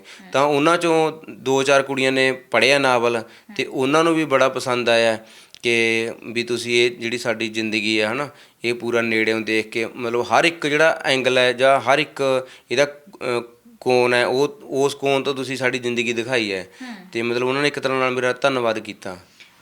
ਇੱਕ ਸਵਾਲ ਥੋੜ੍ਹਾ ਨਿੱਜੀ ਹੋ ਸਕਦਾ ਮੇਰਾ, ਜਿਸ ਤਰ੍ਹਾਂ ਤੁਸੀਂ ਜਦੋਂ ਨਾਚ ਫਰੋਸ਼ ਲਿਖਿਆ ਸੀ ਹੈ ਨਾ, ਇਹ ਤਾਂ ਜ਼ਿਕਰ ਹੈ ਜਾਂ ਨਹੀਂ ਇਹ ਦੱਸਣਾ ਹੈ, ਜੇ ਨਹੀਂ ਹੈ ਤਾਂ ਕਿਉਂ ਨਹੀਂ ਕੀਤਾ ਗਿਆ? ਤੁਸੀਂ ਜਦੋਂ ਲਿਖ ਰਹੇ ਸੀ ਜਾਂ ਉਦੋਂ ਜਦੋਂ ਡੀਲਰਾਂ ਦੀ ਗੱਲ ਕਰ ਲੈਣ, ਜਿਹੜੇ ਮਾਲਕ ਹੁੰਦੇ ਨੇ ਉਹ ਕੁੜੀਆਂ 5-6 ਕੁੜੀਆਂ ਉਹਨਾਂ ਦੇ ਕੋਲ ਨੱਚਣ ਦੇ ਲਈ ਆਈਆਂ। ਪਤਾ ਲੱਗਾ ਕਿ ਉਹ ਕੁੜੀਆਂ ਆਰਥਿਕ ਪੱਖੋਂ ਵੀ ਕਮਜ਼ੋਰ ਨੇ, ਪੈਸੇ ਦੀ ਵੀ ਲੋੜ ਹੈ। ਉਹ ਆਪਣੀ ਉਹਨਾਂ ਨੂੰ ਆਰਥਿਕ ਲਾਚਾਰੀਆਂ ਦਾ ਜਿਹੜਾ ਫਾਇਦਾ ਉਠਾਉਂਦੇ ਹੋਏ ਉਹਨਾਂ ਦੇ ਨਾਲ ਜਿਸਮਾਨੀ ਸੰਬੰਧ ਬਣਾ ਲੈਂਦੇ ਨੇ। ਕਿ ਉਹਨਾਂ ਮਰਦਾਂ ਬਾਰੇ ਜ਼ਿਕਰ ਕੀਤਾ ਹੈ ਕਿ ਤੁਹਾਡੇ ਲਈ ਨੱਚਣ ਤਾਂ ਆ ਜਾਂਦੀਆਂ ਨੇ, ਤੁਹਾਡਾ ਪ੍ਰੋਗਰਾਮ ਪੂਰਾ ਹੱਲ ਕਰਦੀਆਂ ਨੇ, ਸਟੇਜ ਦੇ ਉੱਪਰ ਆ ਕੇ ਤੁਹਾਡੇ ਲਈ ਨੱਚ ਕੇ ਤੁਹਾਨੂੰ ਪੈਸਾ ਦੇ ਕੇ ਜਾਂਦੀਆਂ ਨੇ, ਪਰ ਤੁਸੀਂ ਉਹਨਾਂ ਦੇ ਨਾਲ ਸਰੀਰਕ ਸੰਬੰਧ ਬਣਾਉਣ ਤੋਂ ਤਾਂ ਗੁਰੇਜ਼ ਕਰੋ। ਇਹ ਵੀ ਇਹਦਾ ਜ਼ਿਕਰ ਹੋਇਆ, ਜੇ ਹੋਇਆ ਤਾਂ ਠੀਕ ਹੈ, ਜੇ ਨਹੀਂ ਹੋਇਆ ਤਾਂ ਕਿਉਂ ਨਹੀਂ? ਹਾਂ, ਇਹਦਾ ਜ਼ਿਕਰ ਵੀ ਹੋਇਆ ਤੇ ਉਹਦੇ ਕਾਰਨ ਕੀ ਨੇ ਉਹਨਾਂ ਬਾਰੇ ਵੀ ਨਾਵਲ ਦੇ ਵਿੱਚ ਪੂਰਾ ਦੱਸਿਆ ਹੋਇਆ। ਅਸਲ ਦੇ ਵਿੱਚ ਜਿਵੇਂ ਆਪਾਂ ਕਹਿੰਦੇ ਕਿ ਤਾੜੀ ਇੱਕ ਹੱਥ ਨਾਲ ਨਹੀਂ ਵੱਜਦੀ ਹੁੰਦੀ ਤੇ ਹਮੇਸ਼ਾ ਦੋ ਹੱਥਾਂ ਨਾਲ ਵੱਜਦੀ ਹੈ। ਤੇ ਇਹਦੇ ਵਿੱਚ ਕੁੜੀਆਂ ਵੀ ਓਨੀ ਅੱਗੇ ਵੱਧਦੀਆਂ ਨੇ ਜਿੰਨੇ ਉਹ ਮੁੰਡੇ ਅੱਗੇ ਵੱਧਦੇ ਨੇ, ਕਿਉਂਕਿ ਆਪਾਂ ਨੂੰ ਪਤਾ ਹੈ ਕਿ ਕਿਸੇ ਦੂਸਰੇ ਦੀ ਹਿੰਮਤ ਨਹੀਂ ਹੁੰਦੀ ਕਿ ਕਿਸੇ ਨੂੰ ਇਸ ਤਰ੍ਹਾਂ ਮਜਬੂਰ ਵੀ ਕਰ ਲਵੇ। ਤੇ ਦੂਸਰਾ ਇਹ ਹੈ ਕਿ ਕੁੜੀਆਂ ਦੀ ਇਹ ਮਜਬੂਰੀ ਵੀ ਹੁੰਦੀ ਹੈ ਕਿ ਉਹ ਆਪਣਾ ਇੱਕ ਲਵਰ ਰੱਖਣ, ਇਹ ਉਹਨਾਂ ਦੀ ਮਜਬੂਰੀ ਹੈ ਇੱਕ ਤਰ੍ਹਾਂ ਨਾਲ। ਤੇ ਬਹੁਤ ਕੁਝ ਉਹਨਾਂ ਨੂੰ ਦੇਖਣਾ ਪੈਂਦਾ ਹੈ ਤੇ ਬਹੁਤ ਕੰਮ ਨੇ ਜਿਹੜੇ ਉਹਨਾਂ ਤੋਂ ਕਰਵਾਉਣੇ ਪੈਂਦੇ ਨੇ, ਹੈ ਨਾ। ਇਸ ਕਰਕੇ ਵੀ ਉਹ ਉਹਨਾਂ ਨਾਲ ਜੁੜਦੀਆਂ ਨੇ। ਫਿਰ ਉਹ ਜਿਹੜਾ ਡਰੱਗ ਲੈਂਦੀਆਂ ਨੇ, ਨਸ਼ਾ ਲੈਂਦੀਆਂ ਨੇ, ਉਹ ਕੌਣ ਉਹਨਾਂ ਨੂੰ ਪ੍ਰੋਵਾਈਡ ਕਰਵਾਉਂਦਾ ਉੱਥੇ? ਉਹਨਾਂ ਨੂੰ ਜਿਹੜੇ ਨਸ਼ੇ ਵੇਚਣ ਵਾਲੇ ਨੇ ਤੇ ਜ਼ਿਆਦਾਤਰ ਜਿਹੜੇ ਉਹਨਾਂ ਦੇ ਡੀਲਰ ਨੇ, ਹੈ ਨਾ, ਉਹ ਪ੍ਰੋਵਾਈਡ ਕਰਵਾਉਂਦੇ ਨੇ ਉਹਨਾਂ ਨੂੰ ਨਸ਼ਾ। ਤੇ ਉਹ ਉਹਨਾਂ ਨੂੰ ਕਹਿੰਦੀਆਂ ਨੇ ਕਿ ਵੀ ਮੈਨੂੰ ਲਿਆ ਕੇ ਦੇ, ਤਾਂ ਉਹ ਲਿਆ ਕੇ ਦਿੰਦੇ ਨੇ ਉਹਨਾਂ ਨੂੰ। ਤੇ ਇਸ ਤਰ੍ਹਾਂ ਉਹਨਾਂ ਦੇ ਆਪਸ ਦੇ ਵਿੱਚ ਜਿਹੜੀ ਕੜੀ ਨਾਲ ਕੜੀ ਮਿਲੀ ਹੁੰਦੀ ਹੈ। ਇਹ ਬਹੁਤ ਵੱਡਾ ਖੁਲਾਸਾ ਹੈ ਡੇਲੀ ਪੋਸਟ ਪੰਜਾਬੀ 'ਤੇ ਕਿ ਉਹ ਕੁੜੀਆਂ ਜਿਹੜੀਆਂ ਨੇ ਡਰੱਗ ਲੈਂਦੀਆਂ ਨੇ, ਉਹ ਕਈ ਜਾ ਕੇ ਉਹਨਾਂ ਨੂੰ ਦਿੰਦੇ ਵੀ ਨੇ ਨਸ਼ਾ, ਹੈ ਨਾ, ਵੇਚਣ ਵੀ ਆਉਂਦੇ ਨੇ। ਸੋ ਇਹਦੇ ਨਾਲ ਕਦੇ ਜਦੋਂ ਤੁਸੀਂ ਲਿਖਿਆ ਸੀ ਕਿਤਾਬ ਦੇ ਵਿੱਚ ਜ਼ਿਕਰ ਵੀ ਕੀਤਾ ਸੀ, ਕਦੇ ਕਿਸੇ ਨੇ ਤੁਹਾਨੂੰ ਕੋਈ ਧਮਕੀ ਭਰਿਆ ਫੋਨ ਤਾਂ ਨਹੀਂ ਕੀਤਾ ਕਿ ਤੁਸੀਂ ਸਾਡੀ ਜ਼ਿੰਦਗੀ ਨੂੰ ਇਸ ਤਰ੍ਹਾਂ ਲਿਖ ਰਹੇ ਹੋ, ਕਿਉਂ ਲਿਖਿਆ, ਜਾਂ ਕਦੀ ਤੁਹਾਡੀ ਆਲੋਚਨਾ ਤਾਂ ਨਹੀਂ ਹੋਈ ਇਸ ਨੂੰ ਲੈ ਕੇ? ਨਹੀਂ, ਇਸ ਤਰ੍ਹਾਂ ਦਾ ਤਾਂ ਨਹੀਂ ਹੋਇਆ ਕਦੀ, ਕਿਉਂਕਿ ਆਪਾਂ ਜੋ ਲਿਖਿਆ ਹੈ ਨਾ ਉਹ ਸੱਚ ਲਿਖਿਆ, ਉਹ ਸੱਚ ਦਿਖਾਇਆ, ਉਹ ਹਰ ਇੱਕ ਨੂੰ ਹੀ ਪਤਾ ਹੈ। ਤੇ ਜੇ ਹੁਣ ਮੈਂ ਟੀਚਰ ਹਾਂ, ਮੈਨੂੰ ਕੋਈ ਟੀਚਰ ਲਿਖੇ ਤਾਂ ਸਾਰੇ ਲੋਕਾਂ ਨੂੰ ਹੀ ਪਤਾ ਕਿ ਟੀਚਰ ਹੈ ਇਹ, ਹੈ ਨਾ। ਤੇ ਜੋ ਕੁਛ ਵਾਪਰਦਾ, ਜੋ ਕੁਛ ਹੁੰਦਾ, ਉਹੀ ਮੈਂ ਉਹਦੇ 'ਚ ਨਾਵਲ 'ਚ ਲਿਖਿਆ। ਕੋਈ ਇਸ ਤਰ੍ਹਾਂ ਦੀ ਕੋਈ ਧਮਕੀ ਵਗੈਰਾ ਜਾਂ ਕੋਈ ਇਸ ਤਰ੍ਹਾਂ ਦੀ ਗੱਲ ਕਦੀ ਨਹੀਂ ਹੋਈ। ਤੁਸੀਂ ਟੀਚਰ ਹੋ, ਸਕੂਲ 'ਚ ਪੜ੍ਹਾਉਂਦੇ ਹੋ, ਤੁਹਾਡੇ ਬਹੁਤ ਸਾਰੇ ਸਟੂਡੈਂਟਸ ਵੀ ਹੋਣਗੇ। ਸਟੂਡੈਂਟ ਨੂੰ ਜਦੋਂ ਤੁਸੀਂ ਕੁਛ ਕਿਸੇ ਟੌਪਿਕ 'ਤੇ ਗੱਲਬਾਤ ਕਰਦੇ ਹੋ ਤਾਂ ਕਦੀ ਕੁੜੀਆਂ ਦੇ ਵਿਸ਼ੇ 'ਤੇ ਗੱਲਬਾਤ ਹੋਈ ਹੋਵੇ ਤਾਂ ਕੋਐਡ ਸਕੂਲ 'ਚ ਜਾਂਦੇ ਹੋ ਤੁਸੀਂ? ਕੋਐਡ ਹੈ? ਬਿਲਕੁਲ। ਕੋਐਡ ਦੇ ਵਿੱਚ ਜਦੋਂ ਅਸੀਂ ਜਾਂਦੇ ਹਾਂ ਤਾਂ ਇੱਕ ਪਾਸੇ ਮੁੰਡੇ ਬੈਠੇ ਹੁੰਦੇ, ਕੁੜੀਆਂ, ਤਾਂ ਕਦੀ ਕੁੜੀਆਂ ਦਾ ਟੌਪਿਕ ਛਿੜਿਆ ਹੋਵੇ ਤਾਂ ਉਸ ਦਿਨ ਦੌਰਾਨ ਮੁੰਡਿਆਂ ਨੂੰ ਸਮਝ ਆਵੇ ਕਿ ਨਹੀਂ, ਇਹ ਸਾਡੇ ਸਮਾਜ ਦਾ ਹਿੱਸਾ ਨੇ, ਅਸੀਂ ਵੀ ਇਹਨਾਂ ਦੇ ਨਾਲ ਇਹ ਵੀ ਰਹਿਣਾ ਆ, ਤਾਂ ਕੋਈ ਇੱਦਾਂ ਦੀ ਆਪਣੀ ਕਲਾਸ ਦੀ ਗੱਲ ਸਾਂਝੀ ਕਰੋਗੇ ਜਦੋਂ ਕੋਈ ਟੌਪਿਕ ਛਿੜਿਆ ਹੋਵੇ ਸਪੈਸ਼ਲ ਕੁੜੀ ਦੇ ਲਈ? ਹਾਂ, ਅਸਲ ਦੇ ਵਿੱਚ ਜਿਹੜੇ ਮੇਰਾ ਪੜ੍ਹਾਉਣ ਦਾ ਢੰਗ ਹੈ ਜਿਹੜਾ, ਉਹ ਇੱਕ ਮਤਲਬ ਦੋਸਤਾਂ ਵਾਂਗੂ ਪੜ੍ਹਾਉਣਾ ਮੈਂ ਬੱਚਿਆਂ ਨੂੰ। ਤੇ ਉਹ ਹਰ ਇੱਕ ਜਿਹੜੀ ਗੱਲ ਹੈ ਉਹ ਮੇਰੇ ਨਾਲ ਸਾਂਝੀ ਕਰ ਲੈਂਦੇ ਆ। ਤੇ ਬੱਚੇ ਹੁਣ ਖੇਡਦੇ ਆ ਮੇਰੇ ਕੋਲ, ਕੁੜੀਆਂ ਵੀ ਖੇਡਦੀਆਂ ਨੇ, ਤੇ ਮੈਂ ਕੁੜੀਆਂ ਨੂੰ ਵੀ ਖਿਡਾਉਣਾ, ਮੁੰਡਿਆਂ ਨੂੰ ਵੀ ਖਿਡਾਉਣਾ। ਤੇ ਸਾਡਾ ਇੱਕ ਮਤਲਬ ਦੋਸਤੀ ਵਾਲਾ ਰਿਸ਼ਤਾ ਹੈ, ਸਮਝ ਲਓ, ਬੱਚਿਆਂ ਨਾਲ। ਤੇ ਉਹ ਜੋ ਵੀ ਕੋਈ ਸਮੱਸਿਆ ਉਹਨਾਂ ਨੂੰ, ਹੈ ਨਾ, ਚਾਹੇ ਕੁੜੀ ਨੂੰ ਹੈ ਚਾਹੇ ਮੁੰਡੇ ਨੂੰ ਹੈ, ਉਹ ਬੇਝਿਜਕ ਮੇਰੇ ਨਾਲ ਸਾਂਝਾ ਕਰਦੇ ਨੇ। ਕੋਈ ਵੀ ਸਮੱਸਿਆ ਚਾਹੇ ਕਿਸੇ ਮੁੰਡੇ ਵੱਲੋਂ ਹੈ ਚਾਹੇ ਕੁੜੀ ਵੱਲੋਂ ਹੈ, ਤੇ ਇਸ ਤਰ੍ਹਾਂ ਦੀ ਕੋਈ ਗੱਲ ਨਹੀਂ। ਤੇ ਬਾਕੀ ਮੇਰੇ ਕੋਲ ਜਿਹੜਾ ਸਬਜੈਕਟ ਹੈ, ਹੁਣ ਇੱਕ ਨਵਾਂ ਸਬਜੈਕਟ ਆਇਆ ਵੈਲਕਮ ਲਾਈਫ, ਸਵਾਗਤ ਜ਼ਿੰਦਗੀ, ਤੇ ਉਹ ਵੀ ਬੱਚਿਆਂ ਨੂੰ ਮੈਂ ਹੀ ਪੜ੍ਹਾਉਣਾ। ਉਹਦੇ ਵਿੱਚ ਸਾਰੀਆਂ ਗੱਲਾਂ ਹੀ ਇਹ ਨੇ, ਉਹਨਾਂ ਦੀ ਜਿਹੜੀ ਸ਼ਖਸੀਅਤ ਨੂੰ ਉਸਾਰਨ ਵਾਲੀਆਂ, ਸਰਬਪੱਖੀ ਵਿਕਾਸ ਕਰਨ ਵਾਲੀਆਂ ਸਾਰੀਆਂ ਗੱਲਾਂ ਹੀ ਇਹ ਨੇ। ਤੇ ਮੈਂ ਜੇ ਇੱਕ ਪਾਠ ਪੜ੍ਹਾਉਣਾ ਤਾਂ ਉਹਨਾਂ ਨੂੰ 50 ਉਦਾਹਰਨਾਂ ਮੈਂ ਉਸ ਪਾਠ ਤੋਂ ਬਾਹਰਲੀਆਂ ਦੇ ਦੇਣਾ ਨਾਲ। ਸੋ ਇਸ ਤਰ੍ਹਾਂ ਉਹ ਬੱਚਿਆਂ ਨੂੰ ਕੋਈ ਇਸ ਤਰ੍ਹਾਂ ਦੀ ਸਮੱਸਿਆ ਨਹੀਂ ਹੈ। ਬਿਲਕੁਲ। ਹੁਣ ਤੁਹਾਡੀ ਅਗਲੀ ਕਿਤਾਬ ਕਿਸ 'ਤੇ ਆ ਰਹੀ ਹੈ? ਕਿਹਦੀ ਕਹਾਣੀ ਨੂੰ, ਕਿਹਦੇ ਜਾ ਕੇ ਅਸਲ ਸੱਚ ਨੂੰ ਜਿਹੜਾ ਛੇੜੋਗੇ ਤੁਸੀਂ? ਹੁਣ ਮੇਰਾ ਇੱਕ ਤਾਂ ਹੁਣੇ ਨਾਵਲ ਜੇ ਛਪਿਆ ਮੁਹੱਬਤ ਵੇਲਾ, ਤੇ ਉਹ ਮੈਂ ਸਪੈਸ਼ਲ ਉਹਨਾਂ ਸਟੂਡੈਂਟਾਂ ਲਈ ਲਿਖਿਆ ਜਿਹੜੇ 12ਵੀਂ ਦੇ ਵਿੱਚ ਜਾਂ BA ਦੇ ਵਿੱਚ ਜਾਂ ਬਿਲਕੁਲ ਨਵੇਂ ਪਾਠਕ ਨੇ, ਅਜੇ ਉਹਨਾਂ ਨੇ ਜੁੜਨਾ, ਹੈ ਨਾ, ਸਾਹਿਤ ਨਾਲ। ਉਹਨਾਂ ਦੀ ਬਾਂਹ ਫੜ ਕੇ ਅੱਗੇ ਉਹਨਾਂ ਨੂੰ ਕਲਾਸੀਕਲ ਸਾਹਿਤ ਤੱਕ ਲੈ ਕੇ ਜਾਣ ਦੀ ਇੱਕ ਪੌੜੀ ਹੁੰਦੀ ਹੈ। ਉਸ ਪੌੜੀ ਦੇ ਤੌਰ 'ਤੇ ਮੈਂ ਜਿਹੜਾ ਉਹ ਨਾਵਲ ਹੈ ਉਹ ਲਿਖਿਆ ਹੈ। ਤੇ ਉਸ ਤੋਂ ਬਾਅਦ ਮੈਂ ਹੁਣ ਇੱਕ ਨਾਵਲ ਤਿਆਰੀ ਕਰ ਰਹੇ ਹਾਂ, ਤਕਰੀਬਨ ਲਿਖ ਲਿਆ, ਉਹਦੀ ਸੋਧ ਸਦਾਈ ਚੱਲ ਰਹੀ ਆ। ਉਹ ਅਜੇ ਮੈਂ 2023-24 ਦੇ ਵਿੱਚ ਲੈ ਕੇ ਆਉਣਾ ਹੈ। ਉਹ ਹੈਗਾ 1947 ਦੇ ਉੱਪਰ। 1947 ਦੇ ਤੁਰੰਤ ਜਦੋਂ 1947 ਦੀਆਂ ਘਟਨਾਵਾਂ ਵਾਪਰੀਆਂ ਨੇ, ਉਦੋਂ ਤੋਂ ਲੈ ਕੇ ਉਹ 1949-50 ਤੱਕ ਚਲਿਆ ਜਾਂਦਾ, ਜਦੋਂ ਮੁੜ ਵਸਾਊ ਮਹਿਕਮਾ, ਜਿਹੜੀਆਂ ਔਰਤਾਂ, ਮੁਸਲਮਾਨ ਔਰਤਾਂ ਜਾਂ ਸਿੱਖ ਔਰਤਾਂ ਉੱਧਰ ਵਸ ਗਈਆਂ ਸੀ, ਮੁਸਲਮਾਨ ਔਰਤਾਂ ਇੱਧਰ ਵਸ ਗਈਆਂ ਸੀ, ਉਹਨਾਂ ਨੂੰ ਮੁੜ ਵਸਾਊ ਮਹਿਕਮੇ ਨੇ ਦੁਬਾਰਾ ਫੇਰ ਉਜਾੜਿਆ। ਉਹਨਾਂ ਦੇ ਬੱਚੇ ਪੈਦਾ ਹੋ ਗਏ, ਹੈ ਨਾ, ਉਹਨਾਂ ਦੇ ਬੱਚੇ ਇੱਥੇ ਰਹਿ ਗਏ, ਉਹਨਾਂ ਨੂੰ ਫੇਰ ਉੱਧਰ ਲਿਜਾਇਆ ਗਿਆ ਜਾਂ ਉੱਧਰਲੀਆਂ ਨੂੰ ਇੱਧਰ ਲਿਆਂਦਾ ਗਿਆ। ਉਸ ਵਿਸ਼ੇ ਦੇ ਉੱਪਰ ਮੈਂ ਉਹ ਪੂਰੇ ਦਾ ਪੂਰਾ ਨਾਵਲ ਜਿਹੜਾ 47 ਦੇ ਉੱਪਰ, ਉਹ ਮੈਂ ਹੁਣ ਮਤਲਬ ਲਿਖ ਲਿਆ, ਉਹਦੀ ਸੋਧ ਸਦਾਈ ਚੱਲ ਰਹੀ ਹੈ। ਕਿਆ ਬਾਤ ਹੈ, ਬਹੁਤ ਵਧੀਆ ਆ। ਇਹ ਚੰਗੀਆਂ ਚੀਜ਼ਾਂ, ਇੱਕ ਲੇਖਕ ਵਾਕਈ ਸਮਾਜ ਦਾ ਸ਼ੀਸ਼ਾ ਹੁੰਦੇ ਨੇ। ਤੁਸੀਂ ਉਹ ਸ਼ੀਸ਼ਾ ਅੱਜ ਉਹ ਲੋਕਾਂ ਨੂੰ ਵੀ ਉਹ ਸ਼ੀਸ਼ਾ ਦਿਖਾਇਆ ਗਿਆ ਹੈ ਕਿ ਜਿਹੜੀਆਂ ਅਸੀਂ ਆਮ ਤੌਰ 'ਤੇ ਸਾਰੇ ਰਲ ਕੇ ਕਹਿੰਦੇ ਕਿ ਆਰਕੈਸਟਰਾ ਦੀ ਜ਼ਿੰਦਗੀ ਕੀ ਹੁੰਦੀ ਹੈ, ਅਸੀਂ ਉਹਨਾਂ ਨੂੰ ਮਨੋਰੰਜਨ ਲਈ ਦੇਖਦੇ ਹਾਂ ਕਿ ਇਹ ਨੱਚਣ ਆਈਆਂ ਨੇ ਔਰ ਮੁੰਡੇ ਆ ਕੇ ਸ਼ਰਾਬ ਦੇ ਨਸ਼ੇ 'ਚ ਉਹਨਾਂ ਦੇ ਨਾਲ ਜਿਵੇਂ ਨੱਚਦੇ ਨੇ। ਸੋ ਉਹ ਸਾਰੀ ਕਹਾਣੀ ਜਿਹੜੀ ਹੈ, ਅੱਜ ਇਸ ਨਾਚ ਫਰੋਸ਼ ਨੂੰ ਪੜ੍ਹਨਾ ਚਾਹੁੰਦੇ ਹੋ ਤਾਂ ਤੁਸੀਂ ਜ਼ਰੂਰ ਪੜ੍ਹ ਵੀ ਸਕਦੇ ਹੋ। ਨਾਚ ਫਰੋਸ਼ 'ਤੇ ਜਿਹੜੀ ਫਿਲਮ ਵੀ ਇੱਕ ਬਣ ਰਹੀ ਹੈ, ਵੈਬ ਸੀਰੀਜ਼ ਆ ਰਹੀ ਹੈ। ਲੋਕਡਾਊਨ ਕਰਕੇ, ਜਿਹੜਾ ਕਰੋਨਾ ਕਰਕੇ ਜਿਹੜੀ ਹੁਣ ਸ਼ੂਟਿੰਗ ਵਿੱਚ ਰੁਕੀ ਹੋਈ ਸੀ, ਅਦਰਵਾਈਜ਼ ਉਹਨੇ ਪੂਰੀ ਆ ਜਾਣਾ ਸੀ। ਇੱਕ ਉਹ ਸੱਚਾਈ ਪੇਸ਼ ਹੋਣੀ ਸੀ ਕਿ ਆਖਰਕਾਰ ਕੁੜੀਆਂ ਨੂੰ ਕੀ ਕੁਝ ਸਹਿਣਾ ਪੈਂਦਾ ਹੈ, ਕੀ ਕੁਝ ਸਹਿ ਕੇ ਆਉਂਦੀਆਂ ਨੇ। ਤੁਸੀਂ ਸਾਡੇ ਨਾਲ ਗੱਲਬਾਤ ਕੀਤੀ ਹੈ, ਬਹੁਤ ਬਹੁਤ ਸ਼ੁਕਰੀਆ। ਤੁਸੀਂ ਹਰ ਉਸ ਪੱਖ 'ਤੇ ਬਹੁਤ ਹੀ ਸੰਜੀਦਗੀ ਨਾਲ ਜਵਾਬ ਦਿੱਤਾ ਹੈ, ਬਹੁਤ ਬਹੁਤ ਧੰਨਵਾਦ ਜੀ। ਬਹੁਤ ਬਹੁਤ ਸ਼ੁਕਰੀਆ ਡੇਲੀ ਪੋਸਟ ਪੰਜਾਬੀ ਦਾ ਅਤੇ ਤੁਹਾਡੇ ਦੋਸਤਾਂ ਦਾ ਬਹੁਤ ਬਹੁਤ ਧੰਨਵਾਦ ਜੀ। ਸੋ ਬਿਲਕੁਲ ਜੀ, ਇਸ ਸਨ ਸਾਡੇ ਨਾਲ ਪ੍ਰਗਟ ਸਿੰਘ ਸਤਾਜ। ਔਰ ਨਾਚ ਫਰੋਸ਼ ਜੇਕਰ ਪੜ੍ਹਨਾ ਹੈ ਤਾਂ ਜ਼ਰੂਰ ਪੜ੍ਹਿਓ ਔਰ ਉਹਨਾਂ ਕੁੜੀਆਂ ਦੀ ਜ਼ਿੰਦਗੀ ਬਾਰੇ ਇੱਕ ਵਾਰ ਸੋਚਿਓ ਜ਼ਰੂਰ, ਜਿਨ੍ਹਾਂ ਨੂੰ ਅਸੀਂ ਇਸ ਤਰੀਕੇ ਦੇ ਨਾਲ ਸਾਡਾ ਨਜ਼ਰੀਆ ਵੀ ਸ਼ਾਇਦ ਚੇਂਜ ਹੋ ਜਾਏਗਾ ਕਿ ਇਹ ਕੁੜੀਆਂ ਬਹੁਤ ਕੁਝ ਹੰਢਾ ਕੇ ਆਪਣੇ ਪਿੰਡੇ 'ਤੇ ਅੱਗੇ ਆਉਂਦੀਆਂ ਨੇ, ਅਤੇ ਸਾਨੂੰ ਜਦੋਂ ਅਸੀਂ ਵਿਆਹ ਸ਼ਾਦੀਆਂ 'ਚ ਨੱਚਣਾ ਤਾਂ ਆਪਣੇ ਯਾਰਾਂ ਦੋਸਤਾਂ ਦੇ ਨਾਲ ਹੇਠਾਂ ਹੀ ਨੱਚ ਲਈਏ, ਉਹਨਾਂ ਦੀ ਬਾਂਹ ਫੜ ਕੇ ਕਦੇ ਨਾ ਨੱਚੀਏ। ਸੋ ਇਸੇ ਤਰ੍ਹਾਂ ਅਸੀਂ ਹੋਰ ਰੰਗ ਦੇ ਨਾਲ, ਹੋਰ ਖੂਬਸੂਰਤ ਪੱਖਾਂ ਦੇ ਨਾਲ ਹਾਜ਼ਰ ਹੋਵਾਂਗੇ। ਲਵਾਂਗੇ ਆਗਿਆ। ਸਹਿਯੋਗੀ ਸਾਥੀ ਪਰਵਿੰਦਰ ਸਿੰਘ ਦੇ ਨਾਲ ਮਨਦੀਪ ਕੌਰ ਸੰਧੂ, ਪਿੰਡ ਸਤਾਜ ਤੋਂ।